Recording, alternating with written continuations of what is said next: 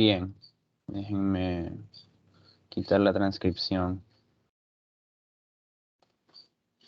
Ya, listo. Comenzamos, entonces, vamos a ver. Estamos en la unidad 1, ¿no? Me imagino que ya todos han de haber visto un poquito del lenguaje. Ahora vamos a afianzar lo que ustedes han visto, ¿no? Primero vamos a ver una parte teórica, luego vamos a proceder con unos cuantos ejercicios y me imagino que ustedes ya están utilizando NetBeans. No sé si a algunos se les complica. Vamos a conocer un poquito más el IDE, ¿sí? Yo sé que es un poco pesado, pero aquí lo vamos a desenmarañar todito para que lo conozcan y sepan sus funcionalidades. Bien, entonces empecemos. Primer concepto base de lo que es la programación orientada a objetos. Una clase. Entonces, el lenguaje de programación Java está compuesto por diferentes archivos, los cuales poseen lo que se denomina clase. Ahora, ¿qué es una clase? Vamos a ver. Una clase puede ser vista como un plano o mapa que sirve para crear objetos con una estructura y comportamientos predefinidos. Repito, me imagino que esto ya lo han de haber visto un poco más a profundidad en sus clases, ¿sí? Una clase es la unidad básica en la programación orientada a objetos. Esta definición que está aquí es bastante importante, ¿sí? Es la unidad básica en programación orientada a objetos. ¿Por qué es la unidad básica? Bueno, ya vamos a ver. Una clase es utilizada para crear objetos. Claro, hagan de cuenta lo siguiente. Yo puedo tener una clase que se llame carro, ¿ya? Y a partir de esa clase es como mi molde, ¿sí? Véanlo de esa forma. Una clase no es otra cosa más que un molde. A partir de esa clase yo puedo crear varios carros. Digamos que yo quiero crear un carro color rojo. A partir de esa clase yo creo un carro color rojo. Un carro color azul, puedo hacerlo. Un carro que sea 4x4, puedo hacerlo. Un carro que tenga, qué sé yo, que sea una limusina, puedo hacerlo. Todo eso, ¿sí? Entonces, véanlo como un plano, como un mapa. Asimismo, puedo tener una clase que se llame persona y a partir de esa clase persona puedo crear diferentes personas, ¿sí? Una persona que se llame Juanito, otra persona que se llame Pepito y a su vez cada una de estas personas tengan diferentes características. Ya vamos a ver que cada objeto creado a partir de una clase, no porque tenga las mismas características o atributos, que es el término correcto, va a ser igual a otro objeto con las mismas características y atributos. En eso profundizaremos más adelante si tenemos tiempo o si no en las próximas clases, ¿sí? Entonces, quiero que quede claro eso de momento. Entonces, ¿qué es una clase? La definición más informal que podemos encontrar es como un molde. A partir de la clase nosotros vamos a crear objetos. ¿Qué es esto de la creación de objetos? Los objetos son llamados instancias de una clase. ¿Por qué se llaman instancias? Pues ya lo vamos a ver, ¿sí? Aquí tenemos más información sobre lo que es una clase. Cada clase debe de residir en un archivo con el mismo nombre de esta, ¿sí? Obviamente todos los archivos en Java tienen extensión .java. No sé quiénes aquí estén utilizando un IDE distinto a NetBeans. Creo que en Replit, si no me equivoco, cuando crean un proyecto en Java y desean crear otra clase, necesitan añadir la extensión al archivo .java cuando lo generan, si no estoy mal. ¿Cuál otro? Visual, no sé cuántos estén usando Visual Studio aquí. Los que estén usando Visual Studio, pues me imagino que ya se han de haber dado cuenta que al momento de crear un archivo necesitan añadir la extensión .java para que el editor reconozca que es un archivo Java y pueda mostrarles las diferentes opciones de autocompletado y todas estas cosas. Sin embargo, en NetBeans es un poco más sencillo porque no tenemos que preocuparnos de la extensión como tal, ¿sí? Entonces, bueno. ¿Qué más tenemos? Cada clase debe residir en un archivo con el mismo nombre de esta. Sí, es correcto. Lo ideal y lo convencional es que ustedes tengan para cada clase un archivo distinto, ¿sí? ¿Que se pueden crear varias clases en un mismo archivo? Sí, se puede. Pero eso no lo van a ver sino hasta mucho más adelante, ¿ya? Entonces, eso. Convención. Los nombres de las clases siempre deben iniciar con letra mayúscula. Por favor, jamás se olviden de eso, ¿sí? Todo nombre de toda clase debe comenzar con una letra mayúscula, muchachos, ¿sí? Letra mayúscula y el resto minúscula. Y en caso de que sea una palabra compuesta, digamos que yo quiero crear una clase que se llame número complejo. Lo ideal para nombrar esa clase es utilizar la convención, si no me equivoco, llamada Pascal Case, que es la primera letra de cada palabra sea mayúscula, ¿sí? Entonces, ¿se debe tratar de evitar usar números para nombrar clases? Sí, correcto. No es muy recomendable que utilicemos números, ya que pueden existir conflictos, quizás no a nivel del IDE o a nivel del lenguaje de programación, sino más bien a nivel sintáctico. Entonces, traten de evitar eso, ¿sí? No utilicen números para nombrar sus clases. Una clase tiene que llevar el nombre más genérico posible. Si yo quiero crear una clase persona, pues que me describa personas, el nombre que le debo dar es persona. Si quiero crear una clase que me describa animales, le voy a poner animal, ¿sí? Y si quiero crear una clase que me describa un robot, le voy a poner robot. Entonces, siempre traten de escoger bien sus nombres para sus clases, porque esto les va a servir más adelante cuando intenten crear los objetos, como para que no se pierdan, ¿sí? Son pequeños consejos que estamos viendo aquí. Ahora sí, entramos a lo bueno. ¿Qué es un objeto? Un objeto es la instancia de una clase. Aquí, como yo les mencionaba, nuestra clase podría ser la clase carro, ¿sí? Y a partir de la clase carro, yo puedo crear un objeto que va a ser la instancia de esa clase, porque estoy instanciando esa clase en un objeto que vendría a ser un carro rojo, ¿sí? Puedo obtener también un carro color blanco, un carro color azul, un carro color amarillo o dorado, creo que es eso, no sé. Y a su vez puedo cambiar las diferentes características. Digamos, un carro puede tener una placa, otro carro puede tener otra placa, obviamente. Un carro puede ser de una marca, otro carro puede ser de otra marca. Todo esto yo lo puedo detallar dentro de mi clase. ¿Cómo lo hacemos? Esto se hace y se logra a través de los atributos. Ya veremos qué son los atributos para los que no conozcan muy bien. Una clase está compuesta de atributos y métodos para que lo entiendan, ¿sí? ¿Qué son los atributos? ¿Qué son los métodos? Pues bueno, los atributos son ni más ni menos que las características que pueden poseer los objetos de esa clase, ¿ya? Estos atributos siempre son datos relevantes, no se olviden de eso. Digamos que yo tengo una clase llamada casa, para tomar el ejemplo que está aquí. ¿Cuáles son las características que debería tener esa casa? Por ejemplo, una puede ser color, otra puede ser el número de pisos, otra puede ser el número de cuartos, ¿sí? Otra puede ser incluso la ubicación. Todas esas características de las clases vendrían a ser los atributos de las mismas, ¿sí? ¿Qué más? Y los métodos. ¿Qué son los métodos? Me imagino que ustedes están recién salidos de fundamentos, o que algunos ya vieron fundamentos en semestres anteriores. Entonces, ni más ni menos para que no se confundan e intenten entenderlo un poco mejor, los métodos son como funciones. No son funciones, pero son como funciones. Ya vamos a ver más adelante la diferencia, ¿sí? Entonces, este... ya veremos. Cada objeto es independiente del resto. Esto es lo que les estaba mencionando anteriormente, ¿sí?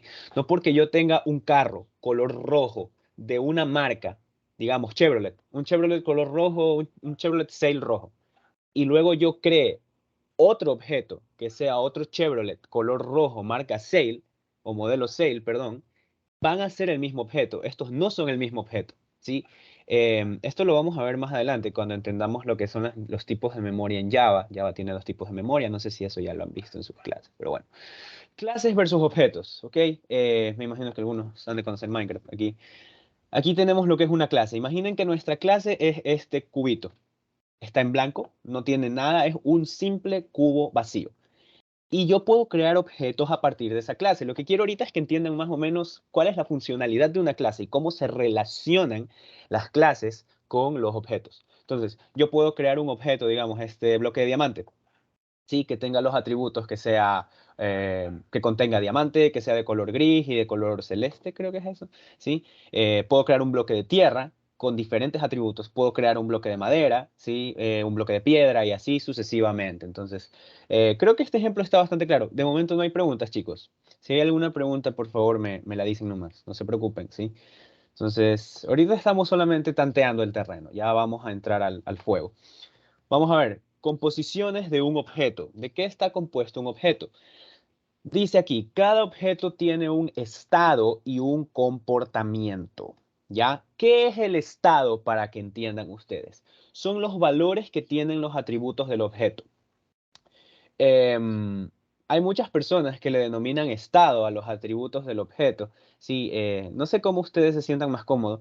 La terminología más empleada en lo que viene a ser la materia de POE es atributos. Entonces, como para que no se confundan, los atributos son las características que debe tener un objeto y los valores que se les van a brindar. ¿Sí? Entonces, luego, ¿qué es el comportamiento de un objeto? El comportamiento son las acciones que puede realizar ese método. Ese objeto. Estas se llevan a cabo por medio de los métodos. Entonces, el estado de un objeto está relacionado ¿con quién? Con los atributos. El comportamiento de un objeto está relacionado ¿con quién? Con los métodos de un objeto. ¿Ya? Entonces, me gustaría que ya se saquen ese chip, los que vienen de fundamentos, de función y dejen de llamarle a los métodos funciones, ¿ya? Porque me imagino que han de haber algunos que les dicen la función en el método, la función en la clase, la función en la función, ya. Entonces, no les digan función, llámenles métodos para evitar problemas futuros, ¿sí? Se los digo por experiencia. Bien, ¿qué más? ¿No hay preguntas? Creo que no hay preguntas. Déjenme ver el chat. Por aquí no puedo leer el chat. ¿Cuántos estamos? Ah, bacán. Ya, sigamos. Entonces, esta es una pequeña actividad, bueno, ya está resuelta. Mencione las características y acciones que realizan los siguientes objetos. Yo tengo aquí un objeto, digamos que tengo una clase llamada persona o jugador, ¿ya? Y yo he creado este objeto a partir de esa clase. Ya. Yo he creado este objeto a partir de esa clase jugador o persona. Entonces, ¿cuáles son las características que tiene este objeto? La primera es que el man tiene camiseta verde. Ya, esa es una característica, ¿sí o no? ¿Cuál es otra característica? Tiene cabello rubio. ¿Cuál es otra característica? Se llama Jonesi o Jonesy, no sé cómo se pronuncia. Los que juegan Fortnite sabrán. Ya, entonces, esa es otra característica. Todas estas características que yo he definido aquí pueden ser o son parte de los atributos de esta clase jugador. Entonces, yo al definir esta clase jugador, puedo decir que esta puede tener los atributos color de camiseta, color de cabello, nombre de jugador, ¿qué otra cosa? Nivel, experiencia, etcétera, etcétera, etcétera. ¿Ya? Ahora, algo importante que deben tener en cuenta es que los atributos necesitan tener su tipo de dato. Ya vamos a ahondar en esto más adelante, ¿sí? Pero cuando veamos la sintaxis en Java. Bien, ¿qué más puede hacer este man? Las cosas que él puede hacer, que nosotros vimos anteriormente, el comportamiento, las acciones que puede realizar el objeto. Entonces, ¿qué es el comportamiento? Las acciones que puede realizar el objeto. Yo me pregunto acá, ¿qué acciones puede realizar este objeto? ¿Qué acciones puede realizar él? La primera es picar, ¿ya? La segunda es correr, obvio, el jugador puede correr. La tercera es saludar. Entonces, todas estas acciones que el objeto puede realizar, yo puedo definirlas en los métodos. Yo puedo crear un método en esta clase que se llame picar, que haga que el jugador pique. Puedo crear un método dentro de esa clase, de la clase jugador, que haga que el jugador corra. Puedo crear otro método que haga que el jugador salude y así sucesivamente. Y todos estos métodos que yo estoy definiendo aquí, puedo utilizarlos en todas las instancias de las clases, es decir, en todos los objetos. Para que no se pierdan, chicos, instancia de una clase es un objeto. Siempre que su profesor les diga o escuchen en algún lado la instancia de una clase, ¿qué es la instancia de una clase? Un objeto. ¿Sí? Un objeto creado a partir de esa clase. Si te dicen la instancia de la clase robot, es un objeto creado a partir de la clase robot. Ya, sigamos. Acá tenemos a otro Steve, creo que se llama. Ya, entonces, ¿qué características tiene este? Tiene la camiseta celeste, tiene el cabello café y se llama Steve. Entonces, si se dan cuenta, son las mismas características. Podemos decir que estos dos manes vienen de un mismo molde, ¿sí? De un mismo molde. Llamémosle el molde jugador. Entonces, el uno, ya vimos las características y las cosas que puede hacer. El otro, ¿sí? Ya vimos qué características tiene. Tiene la camiseta celeste, cabello café y se llama Steve. Son distintas características. ¿Se dan cuenta? Yo puedo crear diferentes objetos a partir de un mismo molde, con distintas características. Y bueno, aquí tenemos las acciones que se puede realizar. Quizás este de acá también tiene las mismas acciones o puede hacer las mismas acciones, pero bueno, no las estamos detallando aquí, ¿sí? Y estas acciones están determinadas por los métodos. Bien, denme un segundo. Ya, listo. Entonces, ahora sí entremos en la sintaxis del lenguaje. Eh, es un poquito complicado al principio cambiarse el chip de Python a Java, porque claro, Python es bien bonito. Al momento de declarar una variable, tú solamente decías x igual a 1 y automáticamente Python sabía que se trataba de una variable numérica. Podías decir x igual y a un string que diga hola mundo y Python automáticamente sabía que se trataba de un string. Ya, acá en Java no es así. Tenemos que ponerle bastante cuidado a los tipos de datos, porque al momento de declarar una variable, nosotros necesitamos especificar cuál es el tipo de dato que va a tener esa variable, ¿ya? O sea, en el momento en el que tú declaras una variable y no le indicas el tipo de dato que va a tener esta variable, el compilador te va a hacer problema y te va a decir, oye, no me estás especificando si yo tengo que trabajar aquí con un string, con un entero, con un double, con un float, con un booleano, ¿sí? Entonces necesitamos ser un poquito más específicos en ese aspecto. Y esto tiene sus ventajas también, ¿sí? Y yo sé que a algunos se les ha de haber complicado, porque sí, es difícil al momento de empezar con Java después de haber salido de Python. Pero bueno, En Java existen datos primitivos y datos de referencia. De momento vamos a concentrarnos solo en los datos primitivos, ¿sí? Igual tengo aquí abajo unas definiciones para que ustedes vean. Los datos primitivos son datos elementales que carecen de métodos, ¿ya? Los datos de referencia son aquellos que establecen una conexión hacia un objeto, más o menos como una clase, véanlo de esa forma, ¿ya? Entonces aquí tenemos los diferentes datos primitivos en Java. Tenemos los enteros. Los enteros están representados por estos primitivos: byte, short, int y long. ¿Cuál es el que es comúnmente más usado? Int. Ya ustedes han de saber lo que es un int, es un entero, ¿sí o no? La diferencia entre estos es la capacidad de memoria que poseen para guardar esta variable. En estos momentos no recuerdo muy bien, pero la cantidad exacta, pero el byte, tiene una cantidad de memoria mucho menor a lo que viene a ser el short. El short tiene una cantidad de memoria mucho menor a lo que es el int, y el int tiene una cantidad de memoria mucho menor a lo que es el long. En este curso, bueno, no sé si vayan a usar byte o short. Por lo general los más usados saben ser int y long. Pero bueno, entonces eso, ¿sí? Flotantes. ¿Qué tenemos en los flotantes? Tenemos el float y el double. Por convención y por lo general siempre se utiliza double, a no ser que su maestro les indique lo contrario, que utilicen float. Pero por lo general se sabe usar double.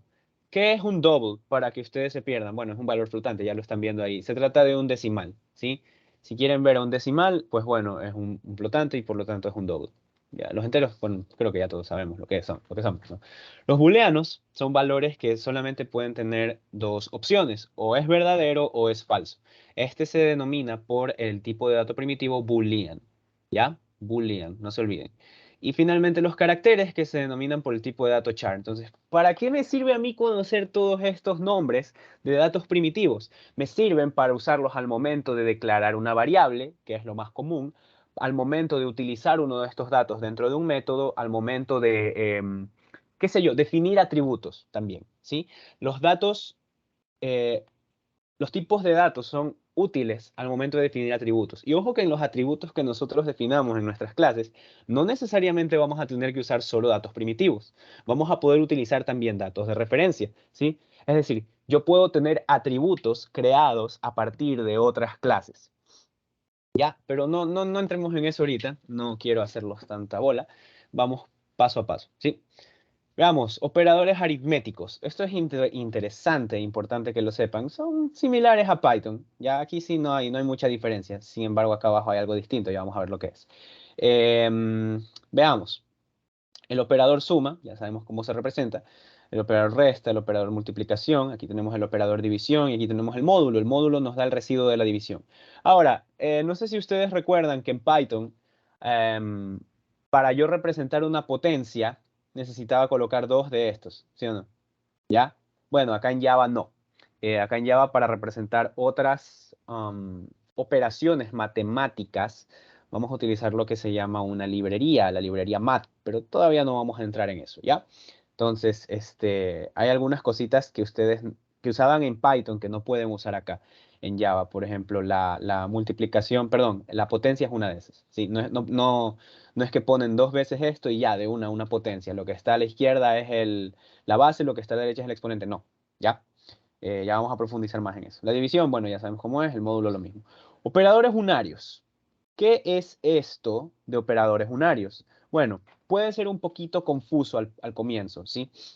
Tenemos aquí el operador de incremento y acá el operador de decremento. Hay una diferencia bastante grande, que es cuando yo hago esto. Espero que mi letra no salga tan fea. Digamos que yo tengo una variable x, ¿ya? Y yo coloco un operador unario de esta forma: más x, ¿ya? Entonces, lo que estoy haciendo con el operador unario es que le estoy incrementando a esta variable x el valor en 1. Es como que si yo dijera más 1. O como ustedes sabían poner en Python y que acá también lo van a hacer, es más igual 1. Ya, eso es lo que estoy haciendo con el operador unario. Por eso se llama unario, porque aumenta el valor en 1. ¿Sí? Asimismo tengo el operador de decremento. Este lo que hace es restar el valor de la variable en 1. Pero ahora, la pregunta que yo les hago en este momento, déjenme borrar esto. Eh, ¿Será lo mismo tener más x, teniendo en cuenta que nuestra variable es x, que tener x más más? ¿Qué dicen ustedes? No, ¿Será lo mismo? ¿A quién habló ahí?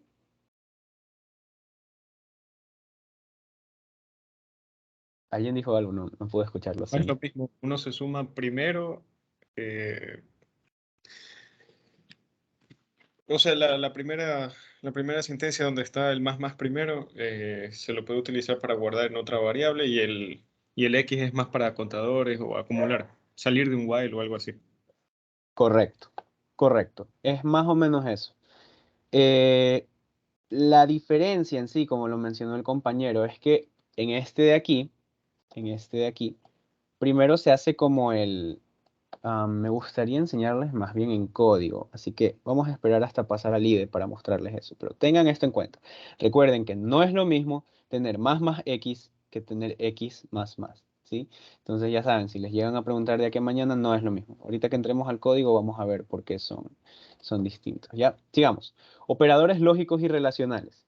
Estos son utilizados principalmente para expresiones booleanas, ¿sí? Expresiones que les van a devolver un valor de verdad. Lógica matemática, ya todos estamos familiarizados con eso, ¿sí o no? Bueno, vamos a ver, vamos a ver. En primer lugar, ¿qué tenemos? Tenemos el operador igual, ¿sí? Este se denomina como es igual. Recuerden que esto, una variable x igual a 13, yo no estoy diciendo que la variable x es igual a 13. Ya, esto no es correcto. Bueno, decir eso. Aquí lo que yo estoy haciendo es asignándole el valor de 13 a esta variable. Eso es lo que yo estoy haciendo, ¿ya? Entonces, para decir que una variable es igual a un valor o a otra cosa, utilizamos este operador. Igual, ¿sí? ¿Qué más? No es igual o es distinto. Bueno, esto ya lo conocemos, pues no, el signo de admiración y el signo igual. Esto ya ustedes lo saben de Python, ya son unos cracks en esos. ¿Qué más? ¿Qué más? ¿Qué más? Los operadores menor o igual, mayor o igual, son los mismos que en Python, ya ahí no hay que acostumbrarse. El operador AND es la I con pancita, ya saben cómo es aquí. Esto representa un I. Entonces, ya ustedes han de saber cómo se utiliza esto. Para que el resultado de un cálculo lógico utilizando este operador sea verdadero, las dos variables o las n variables que yo utilice o expresiones tienen que ser verdaderas. El operador OR se utiliza con el pipe, ¿ya? Entonces ya saben cómo es esto. Y el operador NOT o negación es esto. Esto ya es sencillo, ¿no? Ya ustedes han de saberlo. Palabras reservadas en Java. Aquí no voy a profundizar mucho. Si quieren, tómenle captura a esto o pueden googlearlo también como palabras reservadas en Java. ¿Qué es lo que pasa con estas palabras reservadas? Yo no voy a poder utilizarlas, por ejemplo, para nombrar mis variables, como nombres de variables. Si yo quiero llamar una variable class, me va a salir un error en la máquina virtual. Perdón, en el compilador. Si yo quiero nombrar una variable como tipo llamada float, ya, digamos que tengo una variable tipo string que le quiero poner float. Yo sé que suena raro, pero bueno, me va a dar un error. Entonces, todas estas palabras que ustedes ven aquí no pueden ser utilizadas. Son palabras reservadas de Java, ¿sí? Cada una asimismo tiene su propio uso. Por ejemplo, vamos a ver aquí for. Ya saben lo que es el for, pues, ¿no? Es un bucle, ahorita lo vamos a ver. Entonces, ustedes no pueden utilizar for, por ejemplo, para nombrar una variable, porque les va a salir un error. Es una palabra reservada de Java. Entonces, siempre que les salga un error, que ustedes digan, chuta, ¿qué está pasando aquí? Traten de revisar si por error no están usando una palabra reservada, ¿ya? Entonces, bien, aquí tenemos unos consejos. Cada línea de código en Java debe terminar con un punto y coma. Muchachos, por favor, no se olviden de eso. No se olviden de eso. Cada sentencia de Java debe terminar en un punto y coma. Ya no estamos en Python, ¿sí? Cada sentencia debe terminar con punto y coma. En el momento en el que ustedes escriban alguna línea de código, nunca se olviden, por favor, de colocar el punto y coma. Si ustedes se encuentran con algún error en su código y no saben qué rayos puede ser, revisen si es que no se comieron algún punto y coma por error. ¿Ya? Este suele ser uno de los errores más comunes. Entonces, siempre pónganle atención a su código. Obviamente, en las funciones de autocompletado de los IDEs, principalmente en NetBeans o también en Visual. No sé si en Replit hay, bueno, no he usado mucho Replit para Java, pero siempre por lo general cuando utilizan el autocompletado, la máquina virtual de una les coloca el punto y coma, pero no se acostumbren a eso, ¿sí? No se mal acostumbren. Pónganlo ustedes mismos. Se los recomiendo como para que una forma de adiestrarse a no olvidarse de poner el punto y coma siempre al final de cada sentencia. Entonces, pilas con eso. Al momento de declarar una variable, esta debe tener el tipo de datos seguido del nombre de la variable y el valor asignado en la misma. Ok, aquí tenemos un ejemplo. Esto es lo que les mencionaba. Digamos que yo quiero tener una variable entera. ¿Qué era lo que yo hacía en Python si quería tener una variable entera? Ya, claro, lo único que hacía era x igual 14 y se acabó el problema. Pero acá en Java es distinto, ¿ya? Yo necesito declarar el tipo de dato de la variable que voy a utilizar. Yo no puedo decir que una variable x va a ser igual a algo sin antes haber declarado qué tipo de dato va a tener esta variable. En este caso estoy diciendo que esta variable es entera. ¿Qué más? Puedo decir que esa variable es un string y asignarle una cadena. Obviamente, va a existir un error si yo digo que esta variable es un entero y le asigno un string. Digamos que no le pongo 14, sino que le asigno una cadena vacía. Obviamente va a existir un error ahí, ¿sí? Entonces, tienen que hacer que matchen de una forma el tipo de dato con el valor que le asignan a la variable. ¿Ok? Los nombres de las variables no pueden comenzar con un número. Creo que eso ya lo conocían ustedes desde Python. Entonces, sí, eso, amigos. No sé si tienen alguna pregunta de momento. ¿Todo claro? Todo claro, gracias. Dale, bacán. Entonces, sigamos. Recuerden que si tienen alguna pregunta, pueden hacerla en cualquier momento. Comentarios. Esta es una de las partes más fundamentales también del lenguaje y me gustaría que se acostumbren a usarla. Los comentarios. Nosotros ya sabíamos cómo comentar en Python, ¿sí o no? ¿Cuál era la manera de comentar en Python? El poderoso hashtag o el numeral, ¿ya? Yo ponía numeral, y todo eso se volvía un comentario, ¿ya? Entonces, acá en Python, perdón, en Java va a ser un poco distinto y es más cómodo, diría yo. Porque la forma de usar comentarios está dividida en comentarios de una sola línea o comentarios multilínea. Y esto les va a servir bastante para cuando estén probando código y no sepan o no estén seguros de si está bien lo que van a hacer. Los comentarios multilínea, sobre todo, para comentar un código de manera mucho más rápida. En Python, si no me equivoco, para omitir grandes bloques de código no podían, o sea, ¿qué se iban a estar poniendo numeral en cada línea? ¿Ya? Ustedes lo que hacían ahí por lo general era encerrarlo entre comillas, comillas simples, ¿sí o no? Al principio del bloque de código y al final del bloque de código para omitirlo. Ya, acá en Java no vamos a tener ese problema porque tenemos comentarios multilínea. Entonces, primero vamos en orden. Los comentarios de una sola línea se hacen con las barritas inclinadas, ¿sí? Barra, barra, todo eso va a ser un comentario. Recuerden que los comentarios son líneas de código que ignora el compilador, ¿sí? Ni siquiera son líneas de código, son simples comentarios, ¿sí? Cosas que ustedes colocan en su programa para entenderlo mejor. Les recomiendo que se acostumbren bastante a comentar su código, sobre todo cuando les toque hacer su proyecto, porque les va a ser útil. Entonces, digamos que ustedes hicieron una línea de código, un bloque de código, y sus compañeros no saben qué rayos es lo que hace ese bloque de código. Entonces ustedes deberían comentarlo, ¿sí? Como para indicar qué es lo que hace. Bien, entonces ya sabemos, comentarios de una sola línea. Comentarios multilínea. Estos se realizan con los siguientes operadores. Siempre es la barrita y el asterisco. Barrita, asterisco y empiezo a escribir comentario línea 1, comentario línea 2, y para terminar o para cerrarlo, pongo asterisco otra vez y la misma barrita.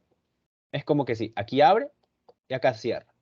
¿Ya? Y todo lo que yo coloque dentro de estos dos operadores, bueno, no son operadores, dentro de estos dos símbolos, va a ser un comentario, se va a comentar.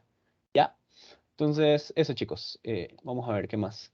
Recuerda que los comentarios nos ayudan a mantener una correcta comprensión de nuestro código. Estos corresponden a buenas prácticas de programación. Sí, cuando ustedes estén realizando algún trabajo, alguna tarea, algún taller, no olviden comentar su código, ¿sí? Porque esto va a hacer que su código sea más fácil de entender, ¿sí?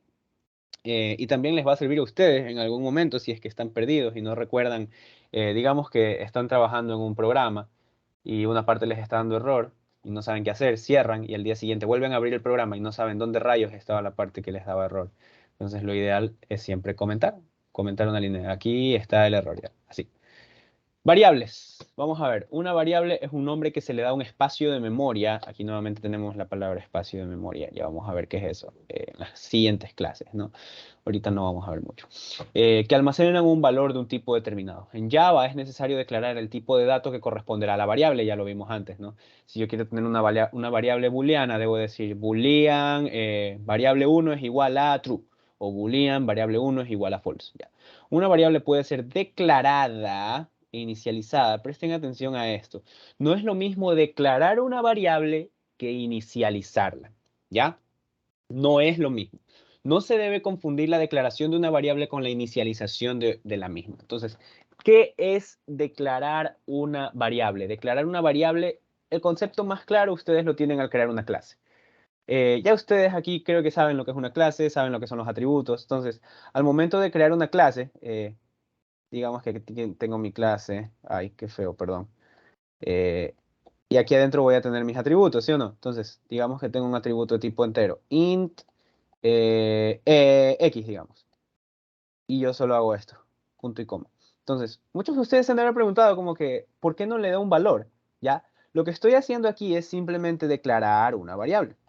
¿Ya? No la estoy inicializando porque no le estoy dando ningún valor.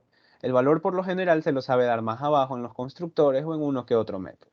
Ya han de saber qué es eso, no espero no estar hablando en chino. Entonces, esa es la diferencia ya. Declarar una variable no es lo mismo que inicializarla. Inicializarla es cuando ya le asignas algún valor. Cuando yo digo int x es igual a 3. Ahí estoy yo tanto declarando como inicializando una variable. Pero si yo hago esto, si yo tengo int y, punto y coma, uy, acá también punto y coma, int y más abajo tengo y igual a 9, estoy inicializando la variable también. Estoy aquí declarándola y acá inicializándola. Pero no es muy conveniente hacer esto. Esto por lo general se lo hace solo en las clases, cuando tienen los atributos y los usan en los constructores. Bien, ahora sí, entramos a lo Pepa. Estructuras de control. Me imagino que ya las han de conocer de Python. Son parecidas, no son iguales. Solamente existen dos estructuras de control nuevas que ustedes van a tener que utilizar aquí, que serían el do while, que es prácticamente similar al while, y el switch. ¿Ya? Entonces vamos en orden. Estructuras de control. Tenemos las sentencias if. Estas son sentencias condicionales, ¿ya? Entonces aquí tengo un diagrama, si ustedes desean, pueden tomarle captura, lo que sea, como pueden googlearlo también, para que se guíen. Entonces, dentro de la sentencia if, yo voy a tener mi condición, ¿sí? Entonces, si esa condición booleana, recuerden que siempre es una condición booleana, yo al if no puedo entregarle if 14 o if una cadena, ya, eso no tiene sentido porque no es una condición booleana. En base a esa condición booleana, lo que resulte me va a derivar en una opción o en otra opción. Ya ustedes conocen esta lógica, vamos a pasarla rápido, ¿sí? Entonces, si la condición es verdadera, se cumplen estas líneas. Si la condición es falsa, se cumplen estas otras líneas de código, ¿ya? Entonces, quiero andar primero en esto, luego vamos a ver cómo sería en código con la práctica. Asimismo, tengo la típica if-else, luego if-else, y luego un if-else anidado, que es el que la mayoría le tienen miedo, y luego el switch. ¿El switch qué es? Principalmente se lo usa para crear menús, ¿ya? Por ejemplo, si ustedes quieren crear una calculadora, fácilmente pueden crearla utilizando un while y un switch, ¿ya? Es como para crear menús, es más conveniente, ¿ya? Estructuras de control. If. La sentencia if permite llevar a cabo la ejecución condicional de sentencias. Esta es la forma de expresar una condicional en Java, chicos. Lo que ustedes hacían en Python, ¿qué era? ¿Saben qué? Déjenme abrir de una vez el IDE para enseñarles. No, mejor no. Déjenme abrir algo de Notepad. ¿Ya? ¿Qué era lo que ustedes hacían en Python? Ustedes ponían if bla, bla, bla, o expresión booleana. Expresión booleana. Creo que no se ponía, ya, dos puntos, y aquí empezaban a escribir líneas de código, ya, así. Y todo lo que estaba dentro del if se denotaba por la indentación, ¿sí o no? ¿Qué es la indentación? Es el espacio que yo coloco entre, podríamos decirlo, entre segmentos del espacio de trabajo de codificación, ¿ya? Acá en Java es distinto, ¿sí? Porque la manera de usar correctamente un if es if, abrimos paréntesis, ¿y qué ponemos dentro? Dentro ponemos la expresión booleana y abrimos llaves. Chicos, cuando ustedes empiecen a programar en Java, estas llaves tienen que volverse sus mejores amigos, ¿sí? Ya, olvídense de los dos puntos. Ahora las llaves, bueno, no se olviden porque igual van a usarlos a futuro, pero no se olviden, las llaves deben ser sus mejores amigos, ¿sí? Entonces, todo lo que yo coloque dentro de estas llaves es lo que va a estar dentro de esa expresión booleana. Perdón, dentro de esa condicional. Entonces yo puedo poner una línea acá, otra línea acá, otra línea acá. Ahora, ¿qué pasa si yo hago esto? Digamos que aquí está indentado, como ustedes verán, está más separado del espacio original. ¿Qué pasa si yo abajo de todo esto coloco líneas de código así, sin la indentación? ¿Qué creen ustedes que va a suceder?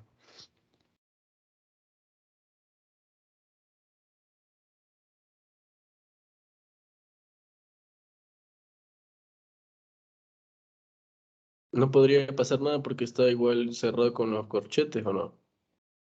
Excelente, correcto. No pasa nada, porque está entre mis llaves o corchetes, como quieran llamarlo, ¿ya? Excelente, amigo, sí, estás en lo correcto. Ahora, si yo hago esto y esta línea de código que forma parte de esta porción dentro de la condición la pongo aquí, ahí sí va a haber un problema, porque estoy fuera de los límites de la expresión condicional. Ahí voy a tener problema. Pero mientras yo escriba todo dentro de mis llaves, voy a estar bien. Yo puedo escribir una cosa aquí, acá abajo puedo escribir algo así, acá abajo algo así. Obviamente no es recomendable que lo hagan por la estética del código. Siempre manténganlo. Bien, entonces eso. Déjenme ver, ¿cuántos estamos? Ahí estamos bien. Sigamos. Sentencia if, ya vimos. Expresión booleana, sentencia que se ejecuta si la expresión es verdadera. Ya. If, else. Esto permite tener un control más amplio de los resultados en base a la expresión booleana. If, expresión booleana, ya ponemos unas cuantas líneas de código, lo que deseamos que ocurra si la condición es verdadera. Else, lo que debe ejecutarse cuando la condición es falsa. ¿Sí? Entonces, if, abrimos paréntesis, colocamos la expresión booleana que deseamos evaluar, abrimos llaves, ¿sí? Y ponemos las líneas de código que queremos. Cerramos la llave y justo apenas termina de cerrarse la llave del if, ponemos el else. Else, abrimos llave nuevamente y las líneas de código que se van a ejecutar en caso de que la condición sea falsa. O sea, Java y todo el lenguaje de programación es súper bacán porque es como que si va de manera lineal, ¿ya?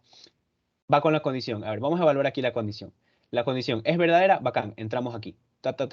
Se hace todo lo que se indica aquí. Ahora, ¿qué pasa si la condición es falsa? Java va, se queda aquí, dice, evalúo la condición. ¿Es falsa? Ya. Entonces, no hago nada de esto, sino que me voy al else. Y dentro del else comienzo a ejecutar el código que se me es indicado. Asimismo como el if, ya, las llaves. Ahora, ¿se pueden omitir estas llaves, tanto en el if como en el else? Sí, se pueden omitir, pero solamente para bloques de código que están compuestos por una línea. Ya. ¿A qué me refiero con esto? Ustedes pueden tener if condición, y aquí abajo ponen algo, así, sin necesidad de tener las llaves. Y acá pueden poner else y aquí algo más. Pero siempre y cuando estén utilizando solo una línea de código. Si ustedes ponen más de una línea, ya ahí puede que el compilador les lance algún error. Entonces, eso, para que lo tengan presente. Si les da pereza poner tanta llave, no se hagan lío, hagan eso. If else, bueno, esto ya lo sabemos, es similar. Esto me sirve para evaluar varias condiciones booleanas. ¿Qué hora es? Quiero ver que estemos bien. Estamos bien ya. Esto me sirve para evaluar varias condiciones booleanas. Entonces, digamos que tengo tres expresiones booleanas y yo quiero evaluarlas todas. If, yo coloco aquí adentro la primera expresión booleana. If, digamos que tengo una variable n. If n es mayor a 4, que se ejecute todo esto. Ahora, ¿qué pasa si ya no quiero saber si n es mayor a 4, sino que n sea mayor a 10? Acá abajo puedo poner else if. Ya, ahí pueden ver la similitud con Python. En Python era el if, ya acá no. Acá el if, como para que se hagan la idea, es el else if. Es como que si Java coge y parte en dos esa expresión en Python. Entonces ya no es el if, ahora es else if. ¿Sí? Else if, la nueva expresión booleana que queremos evaluar, perdón, y las líneas de código, y así sucesivamente. Y podemos combinar esto con un else. Sí, podemos hacerlo. De hecho, debemos hacerlo. No, no siempre. Van a haber pequeñas excepciones. Entonces, nuevamente, Java va y empieza a ejecutar todo. Aquí, evalúo. ¿La expresión booleana es verdadera? No. Paso al siguiente. Aquí, ¿la expresión booleana es verdadera? Digamos, no. Abajo, ¿es verdadera? Sí. Me quedo en este bloque. Y se ejecuta todo lo que está aquí. Y en todas las que la expresión booleana resultó falsa, no se ejecuta nada. ¿Ya? ¿Qué pasa cuando todas son falsas? Cuando ninguna expresión booleana coge. Aquí, evalúo el código. Perdón, la expresión es falsa, me voy abajo. Nuevamente, es falsa, me voy abajo. Nuevamente, es falsa. Ahí recién se va el else. ¿Sí? Ahí se ejecuta todo lo que está dentro del else. Cuando todas las expresiones booleanas resultan falsas. Que estoy haciendo bastante énfasis con esto porque las expresiones condicionales y todo lo que es las estructuras de control las van a usar a lo largo del curso y a lo largo de su vida, no solo académica, sino también profesional. Entonces, pónganle ojo y atención. Si tienen la oportunidad de practicarlas, también aprovechen. Switch. No vamos a ahondar mucho en el switch ahorita, pero sí me gustaría que lo conozcan. Sirve para crear menús. Yo puedo crear diferentes casos. Todas estas, sirve como para crear menús. Esa es la manera más típica. Aquí tienen un gráfico. Si quieren, tomenle captura o pueden googlearlo. Gráfico switch, estructura de control. Entonces, vamos a ver. Esta es la manera de ejecutar o la sintaxis para crear un switch, ¿ya? Switch, expresión. Abrimos las llaves. Case, valor 1. ¿Ya? Entonces, ¿qué es este case? Este case, véanlo como un caso. Yo puedo tener varios casos. De hecho, me gustaría ya empezar a programar un poquito para que no se pierdan. Pero ya estamos poco. Ahorita en los ejercicios lo vemos bien, ¿ya? Entonces, esta es la forma de llevar a cabo una estructura de control switch, ¿sí? Bien. Case valor 1. Este valor 1 puede ser un entero, lo que sea que resulte de esta expresión. Por ejemplo, digamos que en esta expresión yo tengo un input del usuario que va a ser un número. En el case, digamos que el usuario ponga el número 1, se va a ejecutar este código. Es como tener un if, else if, muchos else if. Ya es como una variable, una variación alterna a lo que viene a ser el if, else if. ¿Ya? También pueden hacerlo con if, sí, pero es un poco más complicado, entonces acá es más sencillo. Y abajo de las declaraciones siempre es opcional que pueden usar el break. No sé si a ustedes les han dicho algo sobre la utilización del break. ¿Me pueden confirmar, porfa, en clase? O sus profes les han mencionado algo sobre el uso del break.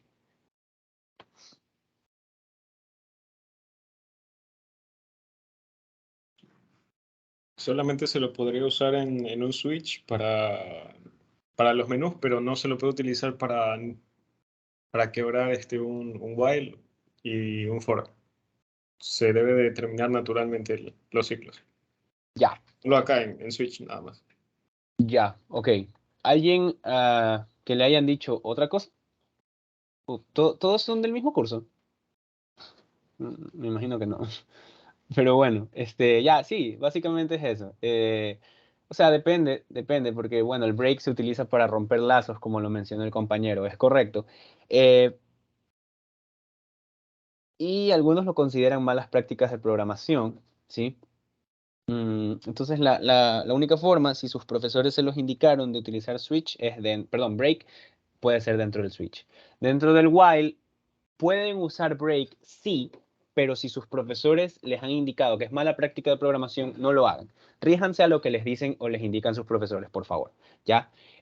¿Cuál sería una forma para romper un bucle while sin utilizar un break? Ya vamos a ver. Bueno, entonces esto, ¿ya? Quiero pasar cada una de estas líneas de código. Case valor 2. Digamos que el usuario pone 2. Y aquí yo tengo el número 2, entonces se van a ejecutar estas declaraciones. Y abajo break, ¿ya? Default. Esta palabra clave que va dentro del switch. ¿Para qué me sirve? El default es como lo que se va a ejecutar si ninguna de las opciones anteriores fue ejecutada. Si el usuario, en vez de colocar 1 o 2, digamos que puso 5, no se va a ejecutar nada de esto, ¿sí o no? Entonces, directo se salta al default y se ejecuta lo que está aquí. Véanlo como un else, ¿sí? Es como que en el peor de los casos, donde ninguna de las condiciones cumplan, se ejecuta esto, ¿ya? Bucles. Tenemos tres tipos de bucles. Bucle while, bucle do while y for, ¿ya? Aquí tenemos a Doctor Strange. While. Este suele ser el que utilizan con bastante frecuencia, aunque más frecuente es el for, pero bueno. While, expresión booleana, bloque de código. Esta es la forma de escribir un bucle while, ¿sí? La palabra while, abren paréntesis. Todas las estructuras de control por lo general se escriben de esta forma, chicos. Siempre es la estructura, en este caso while, paréntesis, expresión booleana que queremos evaluar, abrimos llaves, bloque de código, cerramos llaves. Les reitero, las llaves tienen que ser sus mejores amigos, ¿sí? Nunca se olviden de eso. Utilicen llaves para todos, amigos, ¿sí? Para toda estructura de control. Bien. Si el resultado de la expresión es verdadero, se ejecutará el bloque de código. Claro, digamos que yo tengo una variable n que es igual a 3. Yo pongo while n igual a 3, eso será verdadero o falso. Es verdadero, obviamente. Entonces se va a ejecutar todo este bloque de código. Ahora, ¿qué pasa si es falso? Pues no se ejecuta y no entro al bucle. ¿Ya? Entonces, este código que yo coloque dentro del while se va a ejecutar n veces hasta que la expresión deje de cumplirse. Entonces, para romper un bucle while con un break, que no, me imagino que no deberían hacerlo, si sus profesores les indicaron lo contrario, entonces es colocando un condicional, como verificando que se cumpla una condición, digamos, que yo estoy aumentando una variable acumuladora, que se llame acumulador, y le está aumentando el valor en 1 en cada vez que se repite el bucle. If el valor del acumulador es igual a 3, entonces break, y salgo el lazo. Ya, pero esa es la forma como mala, entonces no la usen. De hecho, no sé por qué se las dije, pero bueno. La otra manera es creando una variable booleana, una variable de salida, me gusta llamarle a mí. No es usar un break, es parecido a usar un break, pero no son malas prácticas de programación. Si sus profesores les han indicado que el break lo es. Entonces, la manera para salir de un lazo while es tener una variable booleana y luego, dentro del lazo while, utilizar un condicional if para ver que se cumpla esta condición y dentro del if hacen que la variable booleana sea igual a true, digamos. O sí, que sea igual a true. Y obvio, esa variable booleana debería estar dentro del while, aquí, como expresión booleana. Pueden utilizar los operadores AND o los operadores OR para validar varias cosas al mismo tiempo. Ya, entonces, esa es una opción. Ahí se las estoy lanzando nomás. Si no saben cómo romper un bucle, pueden crear una variable así. Entonces, de hecho, lo vamos a hacer ahorita más luego. Do while, la diferencia es igual al while. La única diferencia es que primero se ejecuta el bloque de código y luego se valida la expresión. En el while, ¿qué se hacía primero? Se validaba la expresión y luego se ejecutaba el bloque de código. ¿Ok? Entonces, vamos a ver. Este bucle es similar al while, solo que está garantizada al menos una vez la ejecución del bloque de código. Por lo menos una vez se tiene que ejecutar esto. En el while, si la condición es falsa, nunca se va a ejecutar, pues, ¿no? En cambio acá por lo menos una vez, porque primero se ejecuta y luego se evalúa. Ya. For es una estructura de repetición que me permite ejecutar un conjunto de secuencias por un número determinado de veces. Entonces, la manera de crear un lazo for es un poquito más compleja y aquí no voy a verla a detalle, la vamos a ver a detalle más en los ejercicios que vamos a continuación.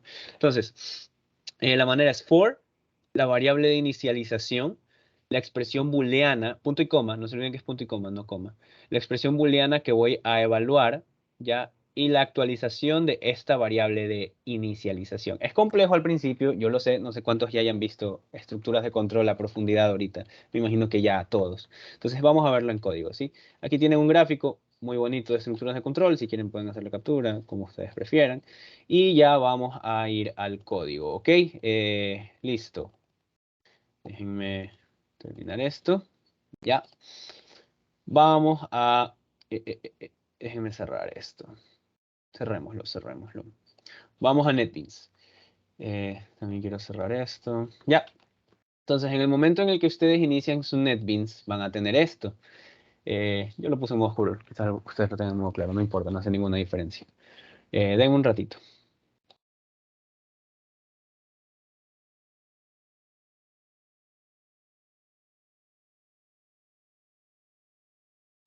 Bien.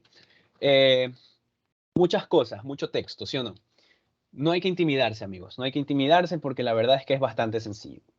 Cada una de estas cosas que ustedes ven aquí representan algo. Me gustaría saber cuántos de ustedes utilizan NetBeans y cuántos otros utilizan algún IDE distinto. Porfa, me pueden indicar qué IDE utilizan para sus clases. Yo me imagino que ha de ser NetBeans. Bueno, creo que todos tienen instalado, pero no sé cuál usan. Si utilizan NetBeans o alguno otro. Inclusive Replit, de hecho. Pero bueno, ya se van a dar cuenta de que Replit no es muy NetBeans. Dice Esteban. NetBeans. Ah, ya, ok. Y José, bueno, me imagino que también va a usar NetBeans. Ya. Sí, ya, correcto. Entonces estamos en buenas manos. Nadie usa Visual. Visual también es bacán, pero no tiene la misma potencia que NetBeans. Entonces, mi recomendación es acostúmbrense a NetBeans. Vamos a ver. Tenemos varias opciones aquí. No se intimiden. Esto por lo general no lo van a usar. Esto que ustedes ven aquí arribita. Aquí es donde yo voy a tener todos mis proyectos. Como ustedes ven, está vacío porque no he creado ningún proyecto. ¿Ya? Entonces, todo esto que ustedes ven aquí, no le tengan miedo. Esto es solamente la cantidad de memoria que está ocupando espacio. Esto, bueno, no sé bien qué es. Esto es para construir, esto no lo van a hacer ahorita. Y aquí para correr el programa. Bien, déjenme hacer algo rápido. Ya, listo. Vamos a esta pestaña, la pestaña File. Siempre la van a utilizar ustedes. Les va a permitir tanto crear proyectos nuevos como abrir proyectos que ustedes ya hayan creado. Entonces, vamos a crear un proyecto nuevo. Clic en File y aquí tengo las opciones. Yo lo tengo en inglés, no sé quiénes lo tengan en español. Tengo todas las opciones, ¿sí? Tengo para crear un nuevo proyecto, un nuevo archivo, para abrir un proyecto que yo ya haya creado, ¿sí? Para cerrar todos los proyectos y bueno, esto es pura lata. Entonces, nuevo proyecto. Aquí empezamos. Aquí empieza lo bueno. Aquí es donde algunos se saben confundir. Eh, les diría que le den sí a todo, porque bueno, es así. Hasta que vayan al segundo parcial ya verán que tienen que escoger otra cosa. Pero bueno, siempre nosotros utilizamos Java with Maven. ¿Por qué Java with Maven? Bueno, porque es un poco más compacto. Antes en el curso de POS se utilizaba Java with Ant, pero lo dejamos de utilizar, lo reemplazamos por Java with Maven porque como les mencionaba es más compacto. Entonces, todo proyecto de Java que ustedes vayan a hacer tiene que ser hecho en Java with Maven, a no ser que su profesor les indique lo contrario, ¿ya? Y a continuación acá. Categorías, ya las seleccionamos, Java with Maven, acá tenemos los tipos de proyecto que podemos realizar. Entonces, van a haber varios, ustedes solo concéntrense en este, Java Application, punto final. Más adelante van a tener que utilizar otro más, pero bueno, no quiero hacer spoiler. Entonces, Java Application, le dan a Next. Ok, y aquí ustedes van a tener este como sitio llenado. Esto les va a servir para colocar el nombre del proyecto. Vamos a llamarlo Hola Mundo. O no, pongámosle práctica 1. Práctica 1. Práctica ayudantías 1. Ya. Esto les va a servir a ustedes para escoger la ubicación de su proyecto. Ustedes pueden escoger dónde su proyecto se va a almacenar. En este caso, yo ya lo tengo designado por defecto. Esto, bueno, esto no le paren bola. Esto tampoco. Más adelante con su profe han de ver esto. Esto también. Nada más. Entonces, le dan finish. Y listo. Tengo mi proyecto creado. Ahora, muchas carpetas, mucho paquete, ¿sí? Mucha cosa. Vamos a desenmarañarlo todo juntos, muchachos. Entonces, se han creado varios paquetes que se llaman. Aquí en Java, para que ustedes entiendan y se acostumbren a la conveniencia, los paquetes son nada más y nada menos que carpetas. Entonces, siempre que su profesor les diga, vamos a crear paquetes, se trata de crear carpetas, nada más. Pero en Java se llaman paquetes, ¿ok?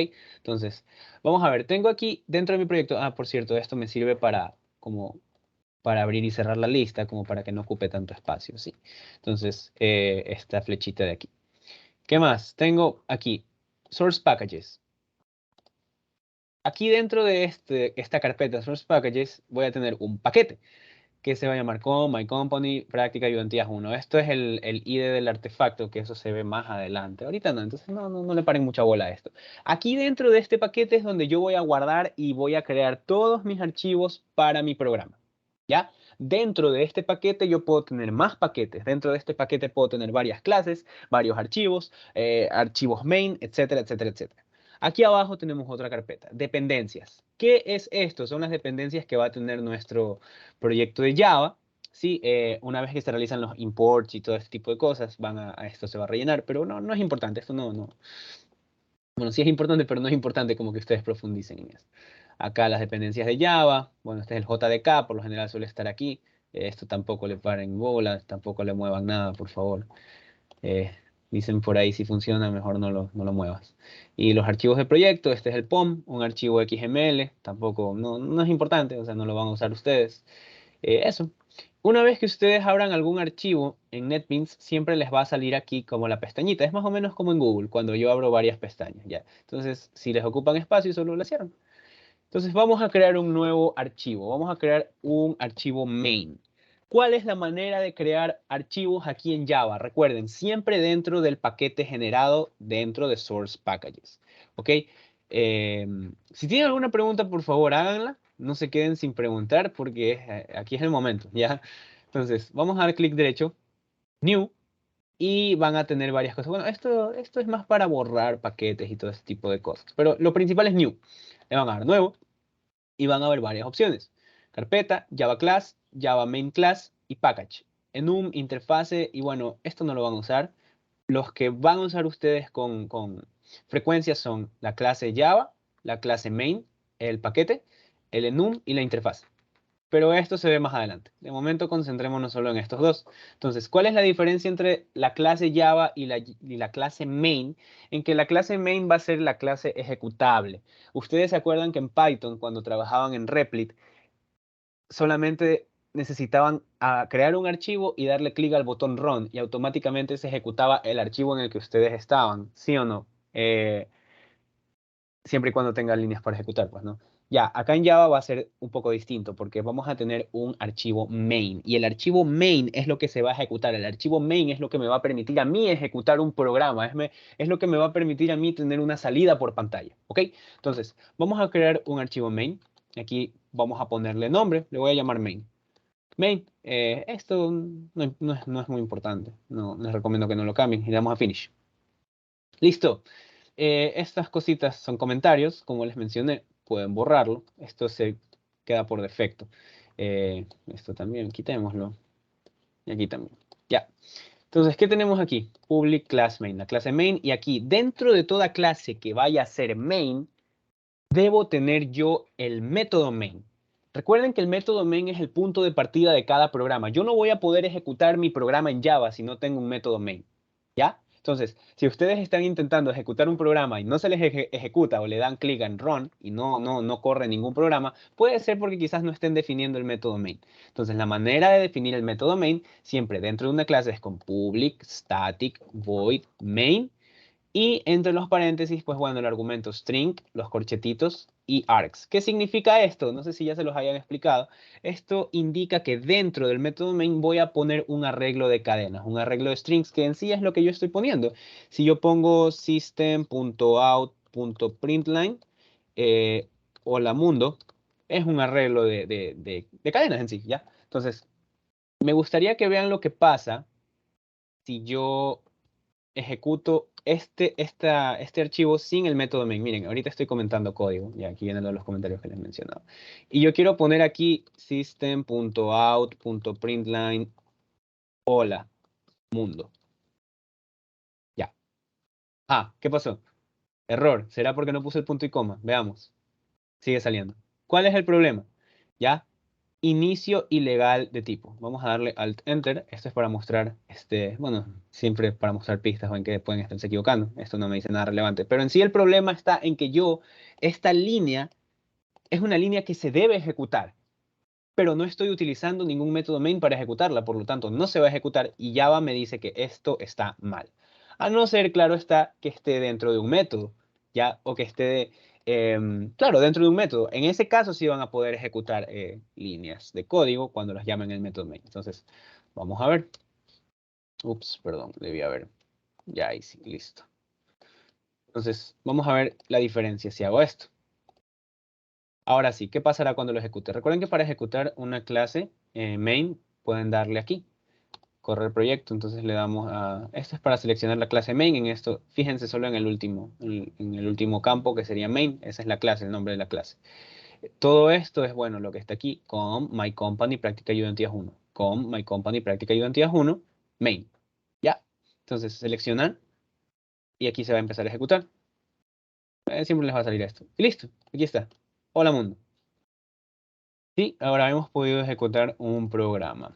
Bien, vamos a lo que es la práctica. También pueden, digamos que tienen varias clases main, lo cual no es adecuado, pero lo vamos a hacer en esta sesión porque vamos a tener varios ejercicios ejecutables y no quiero que todo se mezcle en un solo archivo. Entonces, otra forma de ejecutar, digamos que tienen otra clase main, vamos a crear una nueva clase main, ¿ya?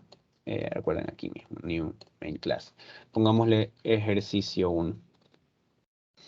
Así mismo borran todo esto, bla, bla, bla, bla, bla, bla. Ya. Otra manera de ejecutar esta clase main, porque si yo le doy aquí a ejecutar, se va a ejecutar la clase main que yo definí primero. ¿Sí ven? Se ejecuta hola mundo. Y aquí yo no tengo ningún hola mundo, lo cual me hace pensar como, chuta, ¿qué está pasando? Pues no. Ya, lo que sucede es que no estás ejecutando este archivo. No estás ejecutando ejercicio 1.java, estás ejecutando main.java porque fue el que definiste como main. Pero, Roberto, yo tengo dos archivos main, sí, pero no estás definiendo cuál se debe ejecutar primero. En este caso, para decir que queremos ejecutar este es un shortcut, por cierto, lo pueden usar en sus NetBeans. En vez de poner system.out.print, solo ponen SOUT y aplastan tab. Y de una se les coloca toda la sentencia. Entonces, hola, ejercicio 1. Control S y vamos a dar clic derecho y se van a donde dice, ¿dónde está por aquí? Run file. ¿Ya? Y si ven, ya no sale hola mundo, sino que ahora sale hola ejercicio 1. Listo, entonces ya sabemos cómo ejecutar algunas cosas. Algo que me gustaría enseñarles también. Obligatoriamente para crear una clase main tengo que darle aquí. No necesariamente. Puedo crear una simple clase y le voy a llamar main2. Aunque es por conveniencia que no deben usarse números, pero bueno, por esta ocasión vamos a usarlo. No voy a quitar esto ya. Entonces, esta clase no es ejecutable porque no tiene el método main, pero yo puedo asignarle el método main, ¿sí? Entonces, más fácil para que no estén en el IDE, aunque siempre es necesario y siempre es recomendable que se aprendan la sintaxis de todo método. Yo en el IDE puedo escribir solamente main y me va a salir aquí public static void main y le doy enter. Y automáticamente se me genera un método main. Cuando yo guardo esta clase, control S, si ven que aquí se cambió. Antes salía la clase vacía, ahora sale con esta flechita verde que me indica que esa clase contiene un método main. Y ahora va a ser ejecutable. ¿Ya? Entonces vamos a eliminar esto. No me sirve mucho. Delete. Ok, ya. Bien, vamos a hacer el ejercicio. Aquí lo tengo justo preparadito. ¿Cuántos son del paralelo? ¿De qué paralelo son, chicos? Me gustaría saber, por favor. Si me pueden indicar, se los agradecería.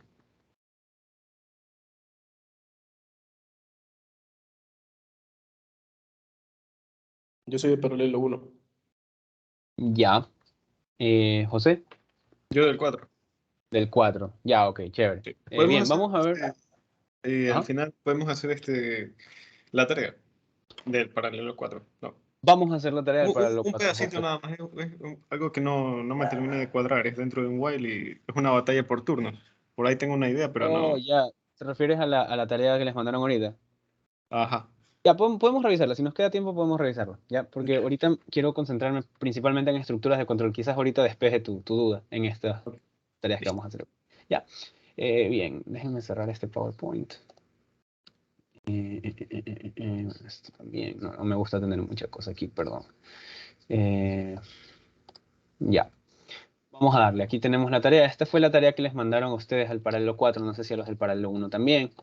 Tarea de estructuras de control y la clase scanner. Me imagino que ya han de estar familiarizados. La clase scanner es lo que me permite hacer input dentro de programas, que el usuario ingrese datos por teclado. Eso es lo que me permite en sí la clase scanner. ¿Sí? Denme un momento, por favor.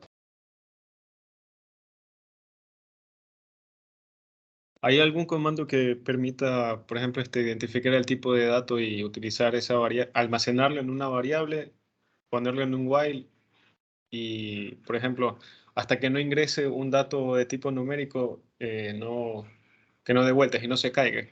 ¿O no se Ya. puede? Sí, se puede. Se puede, muy buena pregunta. Pero eso no lo van a utilizar todavía. Ah, ¿Ya?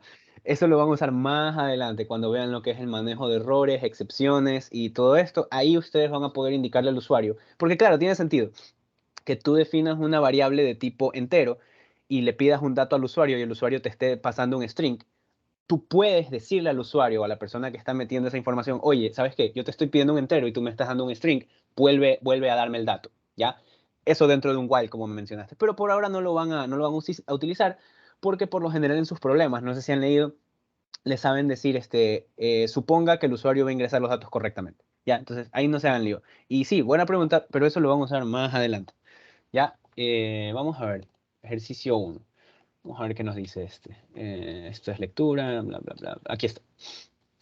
Lea la cantidad de kilowatts por hora que ha consumido una familia y el precio por cada kilowatt por hora. Cuando me dicen lea, quiere decir que yo debo pedirle al usuario esa información. ¿Ya? Si la cantidad es mayor a 700, incrementa el precio en 5% para el exceso de kilowatts por hora sobre 700. Muestre el valor total a pagar. Ok, mucho texto, muchos porcentajes. Nos hacemos 8 quizás. Pero esto es fácil, solo hay que leerlo tranquilos. ¿Sí? Deme un segundo, por favor.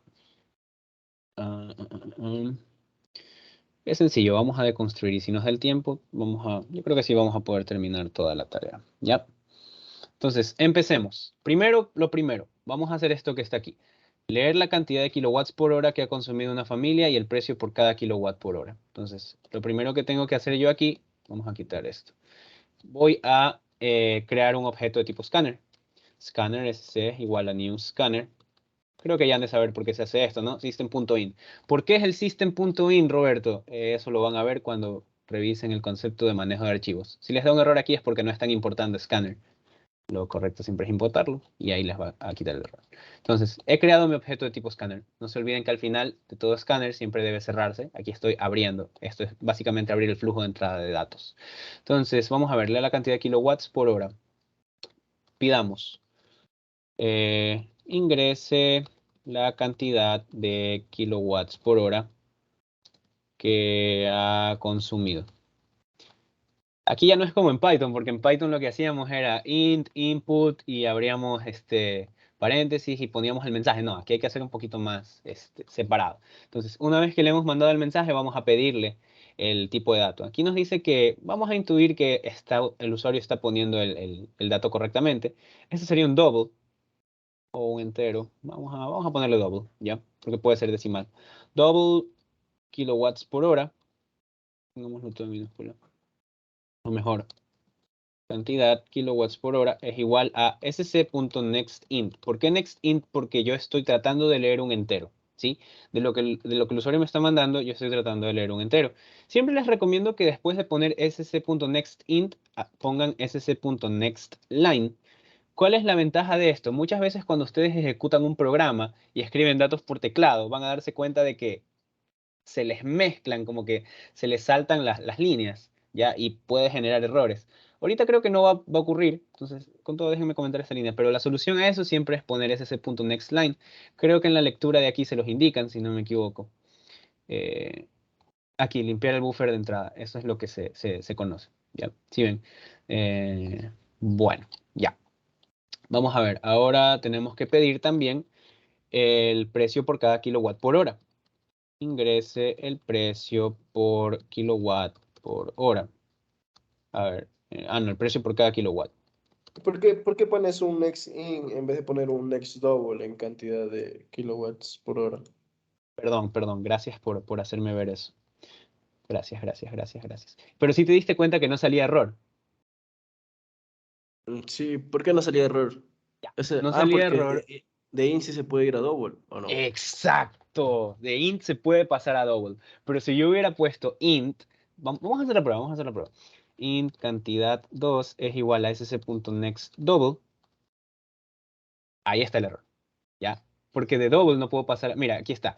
Son tipos incompatibles. Hay una conversión que posiblemente me va a dar una pérdida, claro, pérdida de información de datos, de double a int. Pasar un double a entero es problemático. Pasar un entero a double es fácil, porque el entero 6 pasado a double es 6.0, ¿sí o no? Ya pues, entonces eso. Bien, sigamos. Ingresa el precio por cada kilowatt por hora. Vamos a ver. Double precio kilowatt por hora es igual a, perdón, disculpen la huella, el señor de las almohadas está pasando. Sc.nextDouble vamos a poner. Double. Ya. Entonces ya le hemos pedido la cantidad de kilowatts que ha consumido y el precio por cada kilowatt. Ahora, esto es sencillo, o sea, esto es calentamiento nada más. Esta parte ya está, ¿sí? Uy, perdón. Esta parte ya está. Vamos con lo siguiente. Aquí viene lo bueno. Siempre que ustedes lean en un problema un sí, al ojo tienen que saber que se trata de un condicional, muchachos. Entonces, si la cantidad es mayor a 700, ¿qué tengo que hacer yo? Incrementa el precio en 5% para el exceso de kilowatt sobre 700. Ya, no se me hagan bola, que esto es fácil. Vamos a poner otro colorcito verde. Ya. Si la cantidad es mayor a 700, ¿qué tengo que hacer yo? Tengo que hacer un if. Verificar primero si la cantidad que me está dando el usuario aquí es mayor a 700. Entonces, if cantidad es mayor, vamos a ponerlo separadito así para que se vea bacán, es mayor a 700, voy a ejecutar esta línea de código. Caso contrario, se ejecuta lo que está acá abajo. No voy a poner un else porque, bueno, no creo que sea necesario de momento. Si la cantidad es mayor a 700, ya cumplimos esto que está aquí, ¿ya? La cantidad es mayor a 700, incrementa el precio en 5%. ¿Pero para qué? Para el exceso de kilowatt. Yo no tengo que incrementar el exceso, perdón, incrementar el precio para todo, sino solo para el exceso de kilowatt. Entonces, lo que tenemos que hacer aquí es sacar un exceso de kilowatt. Debemos sacar el exceso de kilowatts. Entonces, voy a crear una nueva variable, double exceso. Sería igual, ¿cuál es el exceso? ¿Ya? El exceso es todo lo que está por encima de 700, muchachos.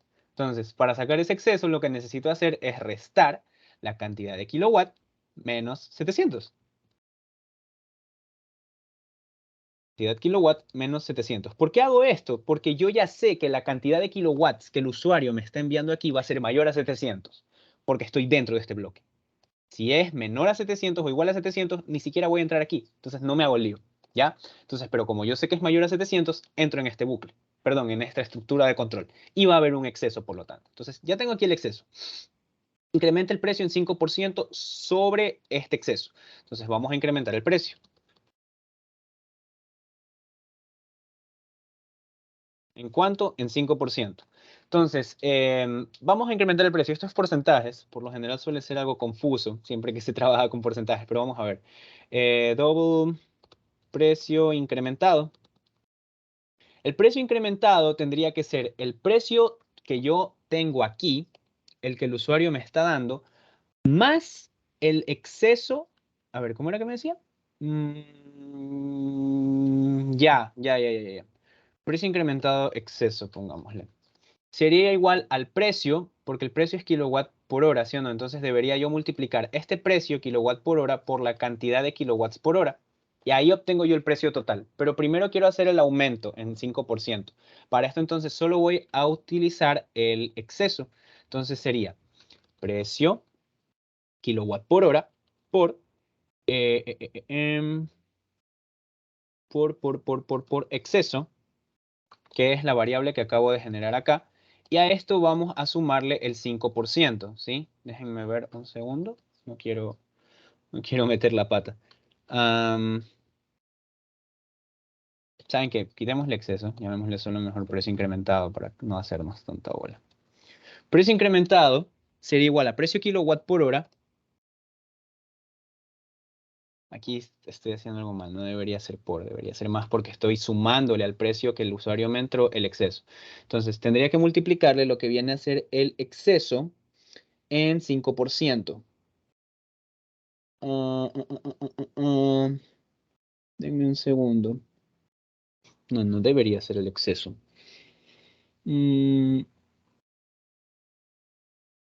Pero dice incrementa el precio el 5% para el exceso. Sí, Sí, dice que sí es. al parecer sí es así. Dame un segundo, vamos a incrementar el precio en 5%, precio en kilowatt por hora, exceso, bla, bla, bla. Ya, este es el exceso y al exceso, claro, tenemos que multiplicarle el 5%. Entonces sería por 5 dividido para 100. Aquí estoy sacando el 5% de lo que viene a ser el exceso y se lo estoy sumando al precio total. Ya, entonces aquí tengo yo ya mi precio incrementado, ¿sí? Entonces, ¿qué más? ¿Qué más me piden? Ahora, una vez que yo tengo este precio incrementado, ya puedo obtener el total a pagar final que necesito mostrar, ¿ya? Mm, mm, mm,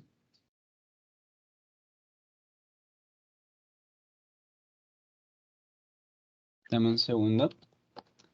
Pero eso se quiere solo 700, vamos a ver total. Ya, sigamos. Entonces, ¿qué más tenemos? Me dice, por el exceso de sobre 700 muestra el valor total a pagar. El valor total a pagar. Salgámonos un ratito del if. Vamos aquí afuera. Pongamos un else por conveniencia. ¿Ya? Un else.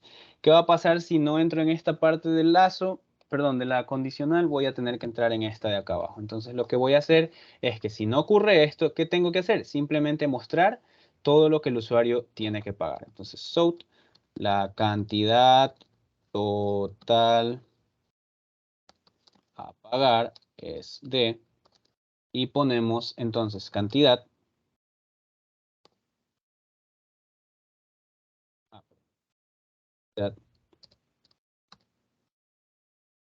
cantidad, ahí, ya.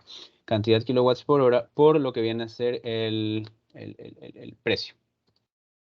Precio de kilowatts por hora. Déjenme separar esto para que se vea más bonito. Ya. Entonces, si no entro en este caso, voy a entrar en el caso de acá. Vamos probando el programa hasta ahí para ver cómo va. Voy a propósito a mandarle un valor menor a 700 para que no entre en esta parte del código, ¿ya? Sino que pueda entrar en la otra. Entonces, vamos a ver. Ejecutamos. Ah, perdón, ejecuté el archivo que no era. ¿Sí ven? Entonces, corramos el archivo. Ingrese la cantidad de kilowatts por hora que ha consumido. Entonces, digamos que yo consumí 300 kilowatts por hora. Es menor a 700, ¿sí o no? Entonces, no voy a entrar en esta parte. Entonces, el precio por cada kilowatt por hora. Digamos que me cobran $1 por kilowatt por hora. O 2, ya, pongámosle 2. Y aquí está, la cantidad total a pagar es de $600. Claro, porque lo único que estoy haciendo es multiplicando, ¿sí?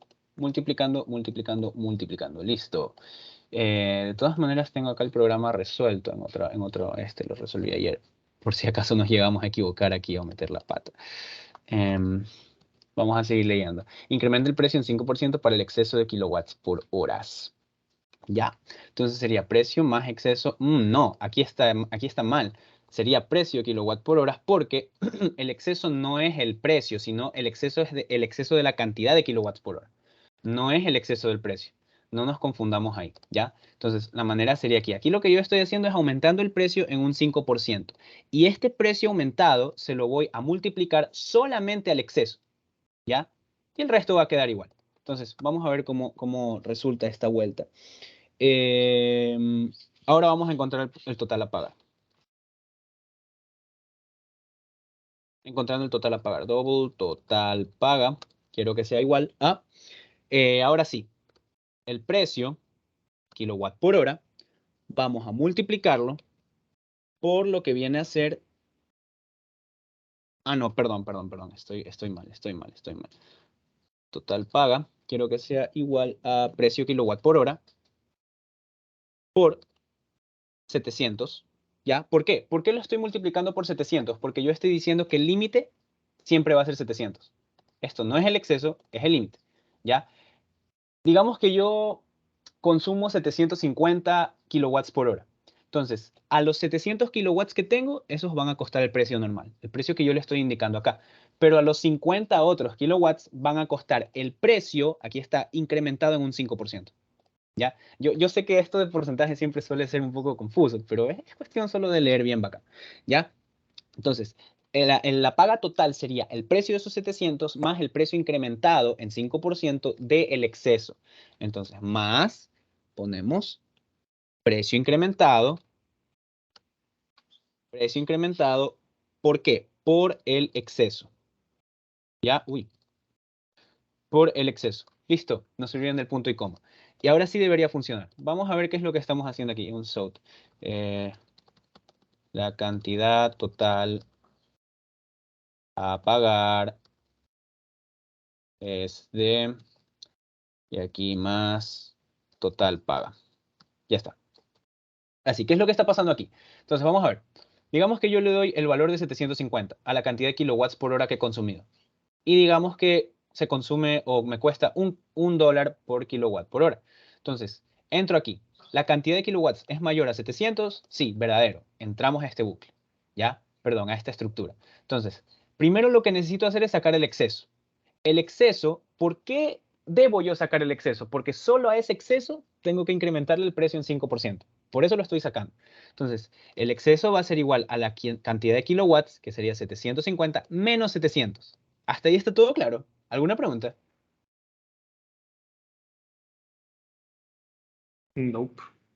Ya, si se me hacen bola o si se me confunden, por favor digan. Vamos a hacer algunos. Son...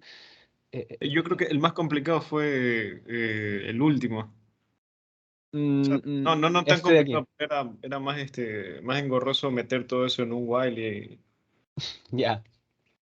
Este de aquí, ¿no?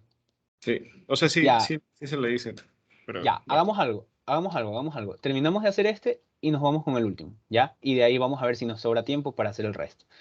Entonces, ya, vamos a hacer eso. Sí, por lo general estos que tienen que ver con precios y porcentajes siempre saben ser más complicados, pero es cuestión solo de leerlos bacán, ¿ya? Entonces, sigamos acá. ¿Qué es lo que sucede? Primero estoy sacando el exceso, para a ese exceso aumentarle el precio en 5%. Ahora quiero yo hallar el precio incrementado en 5% para el exceso, ¿ya? Entonces, el precio incrementado sería el precio que me están dando, que sería $1, más el 5%. Yo tengo que aumentarle el 5%. Entonces, sería el precio kilowatt por hora por 5 dividido para 100. ¿Por qué? Porque 5% de algo es 5 dividido para 100. Eso es matemática, muchachos, ¿ya? Entonces, ahora, si quieren que se vea más bonito, pueden hacer esto, como para que no se pierdan y lo lean más bacán, ¿ya? Una vez que yo tengo el precio incrementado, ya puedo obtener el total que va a pagar el usuario. Entonces, el total de la paga va a ser igual al precio de kilowatt por hora por 700. ¿Por qué por 700? Porque es el valor base, ¿sí? El precio normal que él me está dando, $1 por 700. Hasta ahí él mantiene que gastar $700. Y a eso tengo que sumarle lo que cuestan los otros 50, porque son 750 kilowatts, ¿sí o no? Y para hallar ese precio, o lo que cuesta en sí, solamente necesito multiplicar el precio incrementado por el exceso. Y ahí sumo todo esto y me va a dar el total de paga. Entonces vamos a hacer la prueba. Vamos a hacer la prueba. Justo aquí tengo una calculadora para... perdón, qué barbaridad. Corramos el archivo. Ya, entonces, digamos que consumo 750 y me cuesta $1. La cantidad total a pagar es 752,5. Vamos a hacer la prueba, ¿ya? Entonces, el precio original es $700, ¿sí o no? Porque yo puse que costaba $1 por kilowatt por hora y la base es 700. Si yo a eso le sumo lo que viene a ser los 50 kilowatts por hora restantes y a esos kilowatts le multiplico el precio aumentado en 5%, que sería 1 por 5 dividido para 100, tendría que darme 752,5, lo cual es correcto. ¿Sí? Y tiene sentido porque solamente al exceso le estoy aumentando el precio en un 5%. ¿Ya? Entonces, así es como se resuelve este ejercicio. Principalmente los que tienen que ver con este porcentajes suelen ser así un poco más engorrosos, como mencionó el compañero. Entonces, bien, ¿alguna pregunta? ¿Algo que no quede claro? Por favor, no se queden con la duda, se lo suplico. Si tienen dudas, díganme. Yo sé que muchos de nosotros no nos gusta preguntar en clase. Ahora es el momento. ¿No? No, Ok, ok, bien. Vamos con el siguiente. Voy a crear otro archivo. Ups, déjenme cerrar esto para mutearme. Vamos a crear otro main. Vamos a ponerle ejercicio 6, ¿ya? Ejercicio 6. Cuidado, borramos esto, todo esto de aquí, bla, ya. Vamos a ver qué nos dice el ejercicio 6. ¿Qué es lo que nos dice? Aquí está. Una línea de autobuses cobra un mínimo de $20 por persona y trayecto. Estos son datos que me están dando, ¿ya? Si el trayecto es mayor de 200 kilómetros, el ticket tiene un recargo de 0.10 por kilómetro adicional. Ya, al ojo, ¿qué están viendo aquí? Un condicional, ¿sí o no? Si el trayecto es mayor a 200, entonces pasa esto, ¿ya?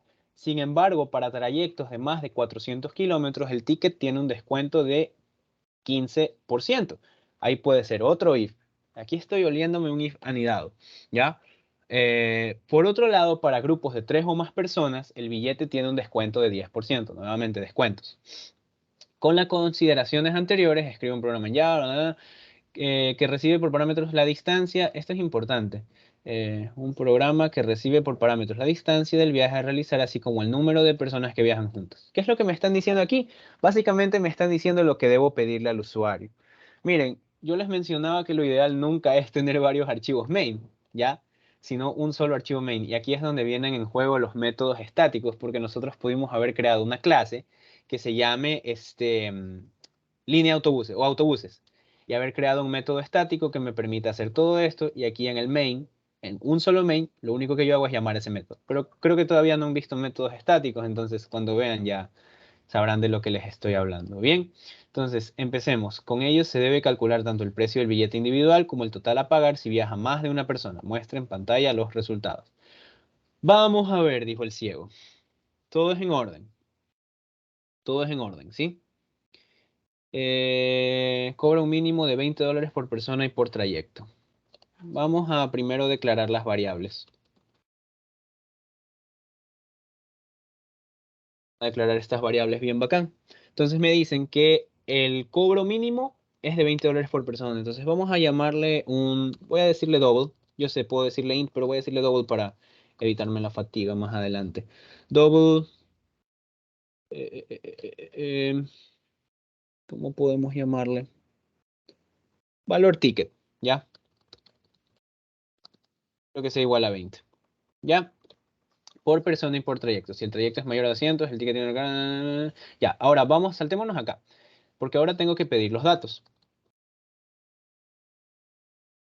Enviando datos al usuario. Nuevamente necesito importar la clase scanner y crear un objeto de tipo scanner para escribir. Si yo no hago esto, no voy a poder escribir dentro de la consola, no se olviden. System.in. De momento, todo esto no se pregunten por qué, solamente gócenlo, ¿ya? Crean un objeto tipo scanner y luego van a poder escribir. Entonces, pidiendo datos al usuario. South, vamos a decirle, ingrese, ¿qué es lo que hay que pedirle? La distancia del viaje a realizar. Ingrese la distancia del viaje que va a realizar. Dos puntos, ya. Y ahora sí, sc.next. Pongámosle int, que la distancia va a ser entera, digamos. ¿Ya? Ok, ¿qué más?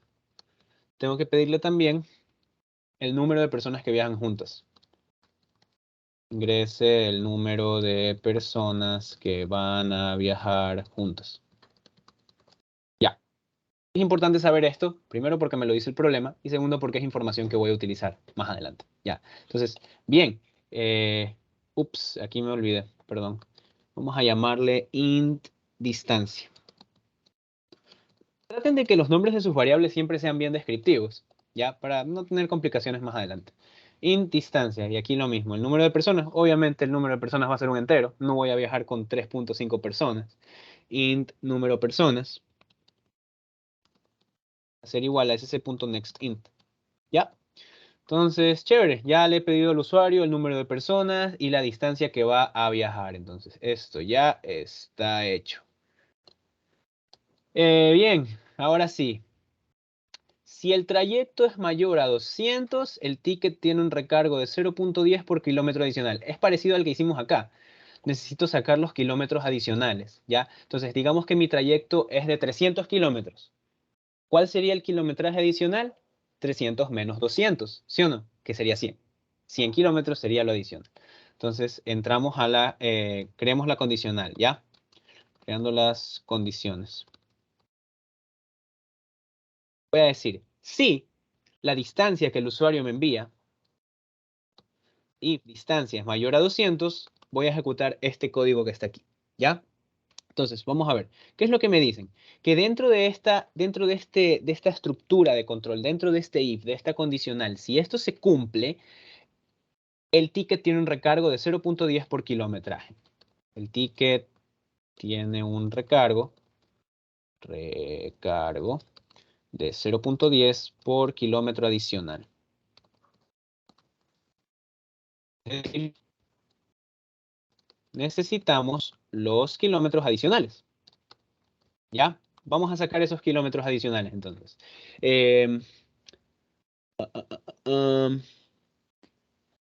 Vamos a hacerlo todo de corrido para no estar quemando variables, ¿ya? Vamos a crear una nueva variable que se va a llamar valor ticket. Así mismo como la de acá arriba. ¿Por qué? Porque el valor del ticket ya no va a valer $20, sino va a ser distinto. Entonces, valor ticket va a ser igual. Aquí ya no es necesario volver a decir double, si se dan cuenta. Ahí me va a dar un error, porque ya tengo la variable aquí arriba definida. Entonces, solo necesito colocar su nombre y asignarle un nuevo valor. Entonces, voy a decir que esto de aquí va a ser igual a $20. ¿Por qué? Porque 20 es lo que estaba como por defecto, ¿sí? Más, vamos a sumarle lo que viene a ser el exceso de distancia, que sería la distancia menos 200, ¿ya? La distancia menos 200 y a esto vamos a multiplicarle 0.10. Y es más sencillo porque no es con porcentajes, ya estoy cumpliendo lo que me dicen aquí. Si el trayecto es mayor a 200 kilómetros, estamos acá adentro, el ticket tiene un cargo de 0.10 por kilómetro adicional. Entonces, este es el valor del ticket originalmente, $20. Y ahora necesito yo recargarle $0.10 a cada kilómetro adicional. Entonces, ¿cómo saco el kilometraje adicional? Es esto que está aquí, la distancia menos 200. Y a esto le multiplico 0.10. Y ahora ya tengo mi nuevo valor de ticket. ¿Ok? Bien. Bien. Ahora, ¿qué más hacemos? Sin embargo, para trayectos de más de 400 kilómetros, y esto es importante también, ¿ya? Sin embargo, sin embargo, por lo general me suele denotar que debo tener un if anidado. Un if dentro de otro if. Ya les voy a explicar por qué, ¿ya? Sin embargo, para trayectos de más de 400 kilómetros, el ticket tiene un descuento de 15%. Vamos a hacer hasta aquí. Ustedes pueden decir, Roberto, puedo hacer esto. If distancia es mayor a 400. Pero no tiene mucho sentido, ¿ya? ¿Por qué? Porque si yo estoy aquí adentro, si mi distancia es mayor a 200, puede que mi distancia sea mayor a 400, como puede que no. Entonces, hacer esto es un poco mm, ineficiente, Claro, porque hay que es tener ¿cómo se llama? Es un rango que se debe poner al de arriba, entre 400, menor que 400 y mayor que 200. exacto, exacto. Esa sería una solución. La verdad es que hay varias maneras de abordar este problema. Unas son más sencillas, otras son más complejas. Esto que yo estoy diciendo aquí no tiene sentido, porque si la distancia es mayor a 200, ya, si la distancia no es mayor a 200, yo voy a salir y se va a ejecutar todo lo que está acá abajo. Pero si la distancia no es mayor a 200, tampoco va a ser mayor a 400, pues. O sea, no tiene sentido. Y aquí viene un poquito la parte lógica. Entonces, tú me indicaba el compañero, que aquí podríamos poner otra condición, que se encuentre entre 200 y entre 400. Y es correcto, puedes hacerlo de esa manera.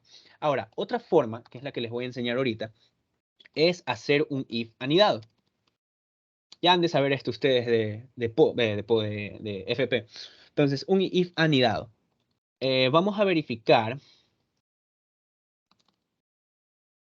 si la distancia es mayor a 400. Yo ya verifiqué que la distancia es mayor a 200, pero necesito ver si es mayor a 400, ¿ya? Entonces, otro if, dentro de un if, ¿puedo hacerlo? Sí, un if dentro de un if, es como el hijito. If distancia es mayor a 400, ¿qué tiene que suceder? ¿Qué me dice el problema? Para trayectos de más de 400, el ticket tiene un descuento. ¿Ya? Descuento de $15. Es decir, ya no tengo que aumentar, de 15%, perdón. Ya no tengo que aumentarle 15%, sino restarle ¿a qué? A este valor original que yo he sacado arriba. O sea, primero, ya comprobé que el trayecto es de más de 200 kilómetros, le aumento el precio al man. Pero ahora estoy verificando si el trayecto es mayor a 400 kilómetros. Si lo es, entonces le voy a hacer un descuento. ¿A qué precio? A este precio que he indicado aquí. ¿Ya? Bien. Entonces, descuento del 15%. Perfecto. ¿Ya? Descuento del 15%. Entonces, vamos a sacar el descuento. Eh, Voy a hacerlo directo también. El valor ticket va a ser igual ¿a qué? A el valor ticket que yo tengo arriba. Y a este valor tengo que restarle el 15% del valor original. ¿Ya? Valor ticket por 15 dividido para 100. Esto que está aquí es el 15%. Yo sé que puede ser un poco confuso al verlo. Em, bueno, esto es un warning que me está dando porque no estoy utilizando el valor, pero ya vamos a ver. Esto puede ser un poco confuso, pero básicamente lo que estoy haciendo aquí es lo siguiente. Al valor del ticket le estoy restando el 15% de ese valor. Es lo mismo que si yo hiciera esto. Vamos a comentar esta línea un ratito. Es lo mismo que yo hiciera esto. Descuento, bueno, sería double. descuento es igual a valor ticket por 15%. Y luego, perdón, el punto y coma. Y luego, ¿qué es lo que voy a hacer? Valor ticket va a ser igual al valor original que tenía el ticket restado a ese descuento. Es lo mismo, solo que acá lo estoy haciendo en una línea, más cómodo, ustedes pueden hacerlo como deseen. ¿Ya? Vamos a dejar esto comentado, igual, para evitar tanto Pero una problema. pregunta, Dígale. si, si la distancia, por ejemplo, es mayor que 400, ¿no? El Ujú. valor de ticket que pones acá abajo en la línea 32, ¿puedo ponerle 20 directamente o no? A ver, el valor del ticket puedo ponerle 20. Claro, es que eso ya lo estás haciendo aquí arriba, mira. Pero sí lo puedo hacer Porque, de nuevo, ¿no? Sí, ¿no? sí, también puedes hacerlo, pero no puedes hacerlo. Ya te digo por qué. Porque el valor original del ticket es $20, ¿sí o no? En eso estamos de acuerdo. Pero en el momento en el que tú dices que la distancia es mayor a 200, el valor del ticket ya no va a ser $20, ¿sí? Porque va a aumentar, me lo dice el problema. Aquí me lo dice, mira. Si el trayecto es mayor a 200, el ticket tiene un recargo de $0.10 por kilómetro adicional. Entonces, este es el valor del ticket recargado, por así decirlo. Ya no va a valer $20, va a valer un poco más. Si tú pones aquí $20, es como que si estuvieras diciendo, esta línea nunca sucedió. ¿Ya? Y no estás utilizando el valor que sacaste aquí. ¿Me hago entender? Sí, o sea que si ya pasa de 200, tengo que aplicar el recargo. Ahora, si pasa de 400, tengo Exacto. que a ese recargo sacarle el 15%, ¿no? Exacto. Exacto. Ahí. Eso está diciendo el programa. Ajá. Ahora, si te dijera que es de otra manera, ahí sí, bueno, podrías hacerlo como sea. Entonces, aquí les voy a dejar esto comentado para que lo vean más tarde en la grabación. Eh, por si acaso, la forma en la que ustedes se sientan más cómodos, no importa. Bien, entonces, vamos a ver. La distancia va a ser aquí mayor a 400, ya lo tenemos presente y ya puedo mostrar directamente lo que es la respuesta, pero no la voy a mostrar aquí adentro, ¿sí? La vamos a mostrar toda afuera porque estamos alterando una variable que yo he designado aquí. Si se dan cuenta, yo esta variable la he puesto fuera de todas las estructuras de control. A propósito, ya vamos a ver por qué. Entonces, estamos dentro de este if, ya salimos de aquí, el valor del ticket ya le asignamos el nuevo valor. Dentro de este if es mayor a 200 también, ya. Y acá abajo, fuera, miren, NetBeans es bacán porque ustedes no hay cómo perderse en cuanto a qué llave está cerrando y qué llave abre. Solo necesitan cliquear aquí y es como que si se subraya, ¿ya? Entonces, yo quiero ir fuera de todos los bucles, entonces es aquí. Una vez que yo ya tengo todos los valores de la distancia asignados, ya puedo proceder a mostrar mi información. Puedo proceder a decirle, ¿sabes qué? Tienes que pagar tal cosa. Pero ojo que el valor del ticket, em, aquí está, esto de aquí. Vamos a ponerlo de celeste. Estoy me existe hoy día. Eh, Aquí. Con ello se debe calcular tanto el precio del billete individual como el total a pagar si viaja más de una persona. Obviamente el total a pagar es individual, ¿sí? $20 por persona. Ahora, yo aquí en ningún momento he designado la variable persona, solamente le he preguntado cuántas personas viajan, ¿sí? Aquí. Y si se dan cuenta, esta variable está como sombreada o en color gris. Es porque no la estoy utilizando, ¿ya? Entonces vamos a utilizarla. Dice aquí,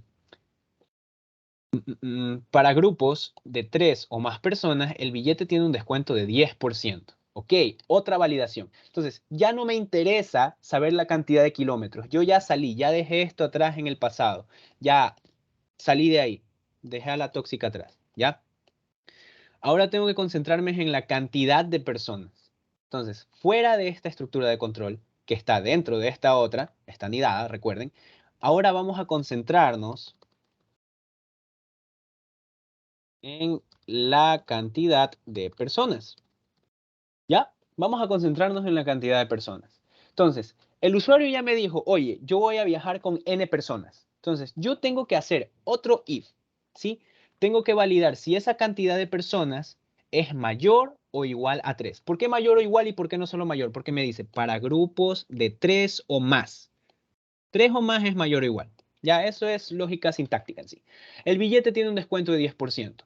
Entonces, para grupos de 3 o más personas, el billete, o bueno, en inglés es el bill. El bill se oye un poco más bacán, porque billete acá es como un solo billete. El billete tiene un descuento.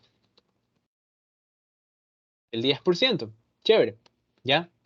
Entonces, vamos a entrar dentro de otro if. Aquí recuerden que ya estoy fuera de todos los if, ya no me interesa el precio, yo ya he hecho con el precio lo que tengo que hacer aquí, en base a la distancia, ¿ok? Ahora vamos a concentrarnos solamente en la cantidad de personas. Entonces, if, ¿sí? Me dice aquí, if, número de personas, creo que la llamé, ¿no? Sí, número de personas es mayor a 3, mayor o igual sería. Mayor o igual a 3, ¿qué vamos a hacer? Vamos a hacer que el billete tiene un descuento de 10%, entonces sacamos un nuevo descuento.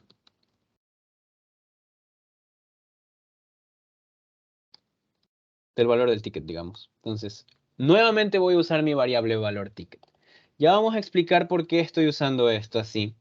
Ya, valor ticket va a ser igual a el valor ticket, ya, menos, ¿por qué menos? Porque es un descuento, ya, menos valor ticket por el 10%, ¿sí o no? 10 dividido para 100. Siempre que les digan 10% es 10 dividido para 100, n% es n dividido para 100. Grábense eso, ¿ya? Entonces, cuando me dicen que es un descuento, aquí es un menos. Una resta, porque estoy descontando algo. Cuando me dicen que es un recargo o un aumento, bueno, si me dan un porcentaje, como era en el ejemplo de acá, aquí, incrementa el precio en 5%, eso es más. Si es descuento, es menos. ¿Ya? Por esa razón estamos descontando aquí. Entonces, ¿qué estoy haciendo aquí? Lo mismo que yo hice acá arriba. ¿Sí? Aquí. Aquí también estaba descontando el 15%, ¿sí o no? El precio. Pero acá me dice, descuéntale ya no el 15%, sino el 10% al valor que obtuviste si la cantidad de personas es mayor o igual a 3. ¿Ok? Entonces, eso. Ya tengo el nuevo valor y ahora sí puedo salir de todos los bucles y puedo mostrar la información. Vamos primero a hacer déjame, el valor que se debe pagar es de y valor ticket.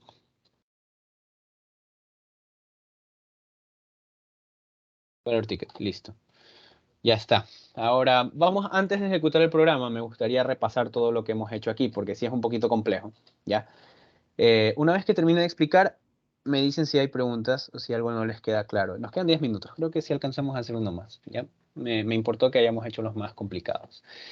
Entonces, primero que nada, me dicen que el valor original del ticket es de $20. Chévere, lo estoy designando aquí en una variable. Luego estoy pidiéndole la información al usuario, ¿sí? Entonces, yo le estoy preguntando, oye, ¿cuál es la cantidad, perdón, cuál es la distancia que tú vas a viajar? Pueden ser 1 kilómetro, 2 kilómetros, 300 kilómetros, 1000 kilómetros, 1.000.000 de kilómetros, ¿ya? Obvio, vamos a intuir que el usuario va a ingresar correctamente la información, no nos va a poner que recorrió menos 50 kilómetros, eso no tiene sentido, ¿ya? Pero vamos a intuir que la está mandando correctamente. Más adelante, como les mencionaba, van a ver cómo se controla eso. Luego le estamos preguntando el número de personas, porque es lo que el problema me decía. Necesito saber tanto la distancia como el número de personas. El precio ya me lo da el problema. Entonces, ahora sí, me dice el problema acá. Acá estaba. Déjeme borrar todo esto porque está un poco feo tanto color. Ya. Si el trayecto es mayor a 200, el ticket tiene un recargo de $0.10 por kilómetro adicional. Ya pues, entonces me voy acá. Válido. Si la distancia es mayor a 200, ¿qué tengo que hacer? Al valor del ticket tengo que aumentarle a los $20 que originalmente estaban acá. De hecho, aquí pude haber puesto valor ticket también, pero bueno, ahí hice lo que tú me indicaste, como me indicó el compañero. $20. Tengo que aumentarle el recargo por los kilómetros adicionales, que serían los kilómetros adicionales o todo el kilometraje total menos 200 multiplicado por 0.10. Ahora mi valor de ticket ya no es $20, sino que va a ser un poco más, ¿sí o no? Porque es un recargo. Entonces ahora tengo un nuevo valor de ticket. Sigo validando. ¿Qué pasa si la distancia es mayor a 400? Entro aquí. Ahora, si el usuario me pone que viajó 250 kilómetros, obvio no va a entrar aquí. ¿Ya?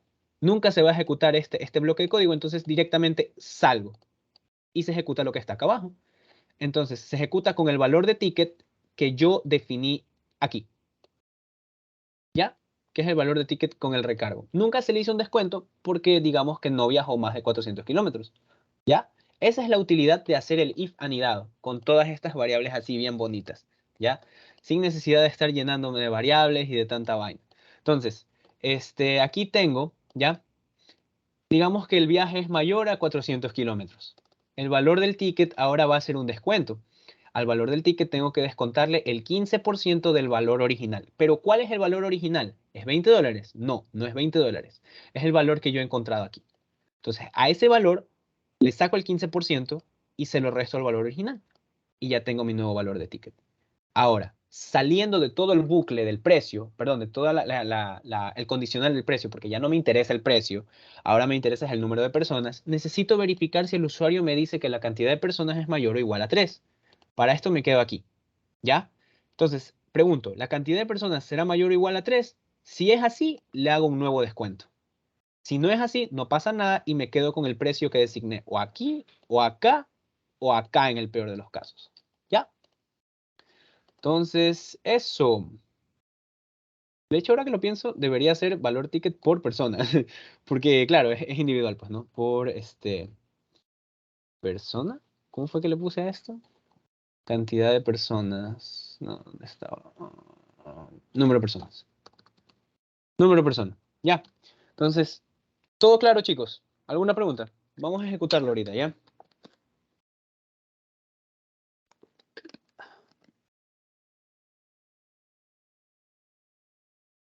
¿No hay preguntas? No. Bacán. Vamos a darle. Ejecutemos esto.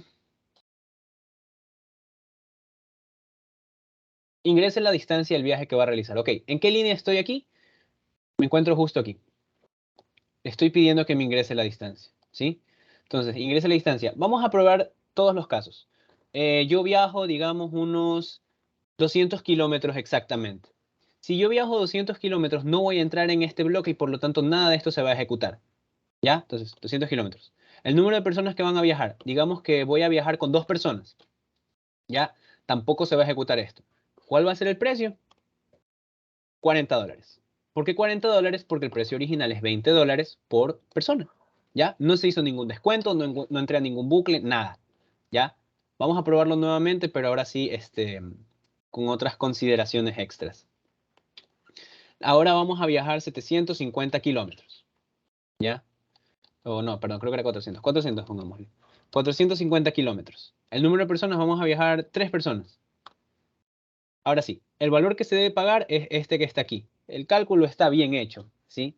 El cálculo está bien hecho. Esto lo pudimos haber redondeado con mat.round, pero no lo vamos a hacer, ¿ya? Entonces, ¿qué es lo que sucedió? 450 kilómetros es lo que yo voy a viajar. ¿Es mayor a 200? Sí, entonces le hago un recargo. Al ticket le aumento lo que sería 450 menos 200 por 0.10 y a eso le sumo el valor original. Y ahora, sigo verificando, perdón, sigo verificando.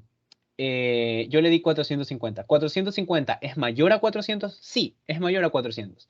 Entonces, al precio que obtuve acá, debo hacerle un descuento acá abajo del 15%. Listo. Y ahí muere todo. Ahora voy abajo. ¿La cantidad de personas es mayor o igual a 3? Yo le dije que vamos a viajar 3 personas. Sí, entonces entro aquí. Nuevamente se hace un descuento. Y al final solamente le indico al usuario cuál es el valor que debe pagar con los datos que he encontrado, que sería el valor de ticket por el número de personas. ¿Ya? Y así es como se resuelve. ¿Alguna duda? ¿Alguna inquietud? ¿Algo que no les haya quedado claro? Profe, disculpa. Dígalo. Y si, o sea, si que hay números de personas mayor a 3 y recorren mayor a 200 y a mayor a 400, se le aplica a todos los descuentos, ¿cierto? Correcto, porque entra en todos los bloques. Tú me dices, si es mayor a 200, yo recorro una distancia mayor a 200, se aplica este descuento. Luego, digamos que la distancia que recorro es mayor a 400, también se aplica este descuento. Bueno, esto no era un descuento, esto era un aumento de precio. Pero si recorro mayor a 400, se aplica este descuento. Y si viajan más de 3 personas o 3 personas, se aplica este otro descuento. Ahora, si no viajan más de 3 personas, nunca entro aquí. Si yo no viajo más de 400 kilómetros, nunca entro aquí. Si yo no viajo más de 200 kilómetros, nunca entro en nada de esto. ¿Ya? Esa es la ventaja de los ifs. En caso de que todas cumplan, al valor ticket del último del número de personas, ese se va a actualizar con lo que viene ya desde arriba, ¿cierto? Exacto, porque nunca entra aquí. Nunca entra en estos bloques. Entonces se actualiza solamente con lo que tú le indicas. ¿Ya? Que sería el precio original. Si no se hace ningún descuento y ningún aumento, el original era $20, entonces $20 se va. Ahí fue que lo hicimos. Por eso nos dio $40 cuando le mandamos que recorrimos 400 kilómetros, perdón, 200 kilómetros con 2 personas. 20 por 2, 40. ¿Ya? Entonces eso. Nos quedan 5 minutos. Creo que vamos a dejarlo hasta ahí. O podemos hacer uno más. Este no, este es muy largo y este es fácil, este es solo sacar promedio. 5 años, muestre si es un año bisiesto, asuma que se ingrese. Este de aquí creo que sí lo saben hacer, ¿no? No se les dificultó este. Este es utilizando while. No, no. El problema es que ya no tenemos mucho tiempo. Vamos a ver si hacemos el del año bisiesto, ¿ya? Vamos a ver, vamos a ver. Solucionate el ingreso de 5 años y para cada uno muestre si es bisiesto. Vamos a hacerlo con un while, súper rápido. Ejercicio 3 me parece que era ese. Entonces, voy a hacerlo con un for también. ¿Saben qué? Vamos a hacerlo con un for para que sea más fácil entenderlo para ustedes, ¿ya? Entonces, la sintaxis del for. For. La primera cosa que el for se compone de 3 cosas principales. La primera es la variable de inicialización, que es la variable que va a rotar, que va a mutar, que va a cambiar, que se va a actualizar. Por lo general se llaman i. Int i es igual a 0. Ya tengo mi variable de actualización. Lo siguiente, la condición booleana. Me dice que tengo que pedir 5 años. Como empiezo desde 0, y tiene que ser menor a 5. ¿Ya? Lo siguiente es la actualización. ¿Cómo se va a ir actualizando ¿Cómo se va a ir actualizando la variable? I más más. ¿Por qué I más más? Porque tengo o deseo irle aumentando una unidad, una unidad. Es lo mismo que yo haga esto. ¿Ya? Pero es más bacán poner esto en Java. Entonces, sí. South. Ingrese un año. Déjenme crear el escáner. Es igual a scanner. System.in.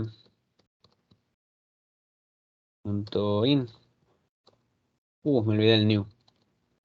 No se olviden del operador new siempre que vayan a crear un objeto. E importar escáner. Ya está. Ok, entonces vamos a ingresar un año. Vamos a llamarle como un entero, porque aquí me dice que va a ser entero. Int año igual a sc.next int. Ya. Está, entonces tengo que validar ya bisiesto. Esto es con un if. Entonces, if, pero ¿cómo sé yo que un año es bisiesto? Según nuestro amigo San Google, un año es bisiesto si es divisible para 4. ¿Ya? Fuentes, googleenlo. ¿Ya? Un año es bisiesto si es divisible para 4. Yo puedo decir if, año dividido para 4 es igual a, no sé, y ahí ver si es un entero, pero eso es muy complejo. Entonces, lo que pueden hacer aquí es aprovecharse de las operadores matemáticos que nos da Java. Entonces, si el año, módulo, con 4, ¿por qué módulo? Recuerden que el módulo nos da el residuo de una división. Si el módulo de dividir el año para 4 es igual a 0, es decir, que no hay residuo, es una división entera, entonces el año es bisiesto. De hecho, aquí vamos a quitar estas llaves para que vean que puedo trabajar sin las llaves. Entonces, el año es bisiesto. Mostrémosle al usuario. El año es... Seamos más bacanes. El año más es bisiesto. ¿Y qué pasa si el residuo de esa división no es entero? Entonces, else, tampoco vamos a hacer aquí llaves. El año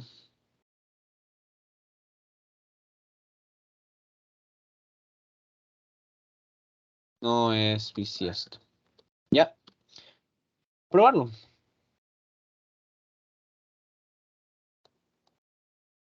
Ingresa un año. Vamos a ver. ¿Qué año es bisiesto? No sé qué año es bisiesto. Déjenme ver.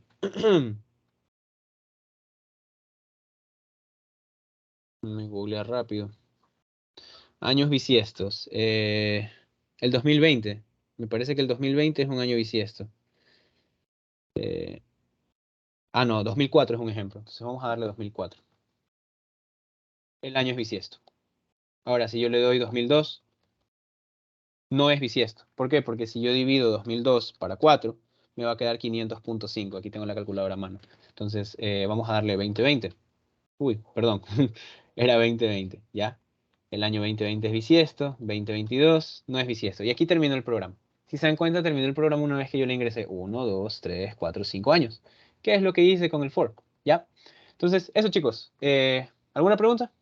Creo que ya vamos a dejarlo hasta ahí. Déjenme detener la grabación.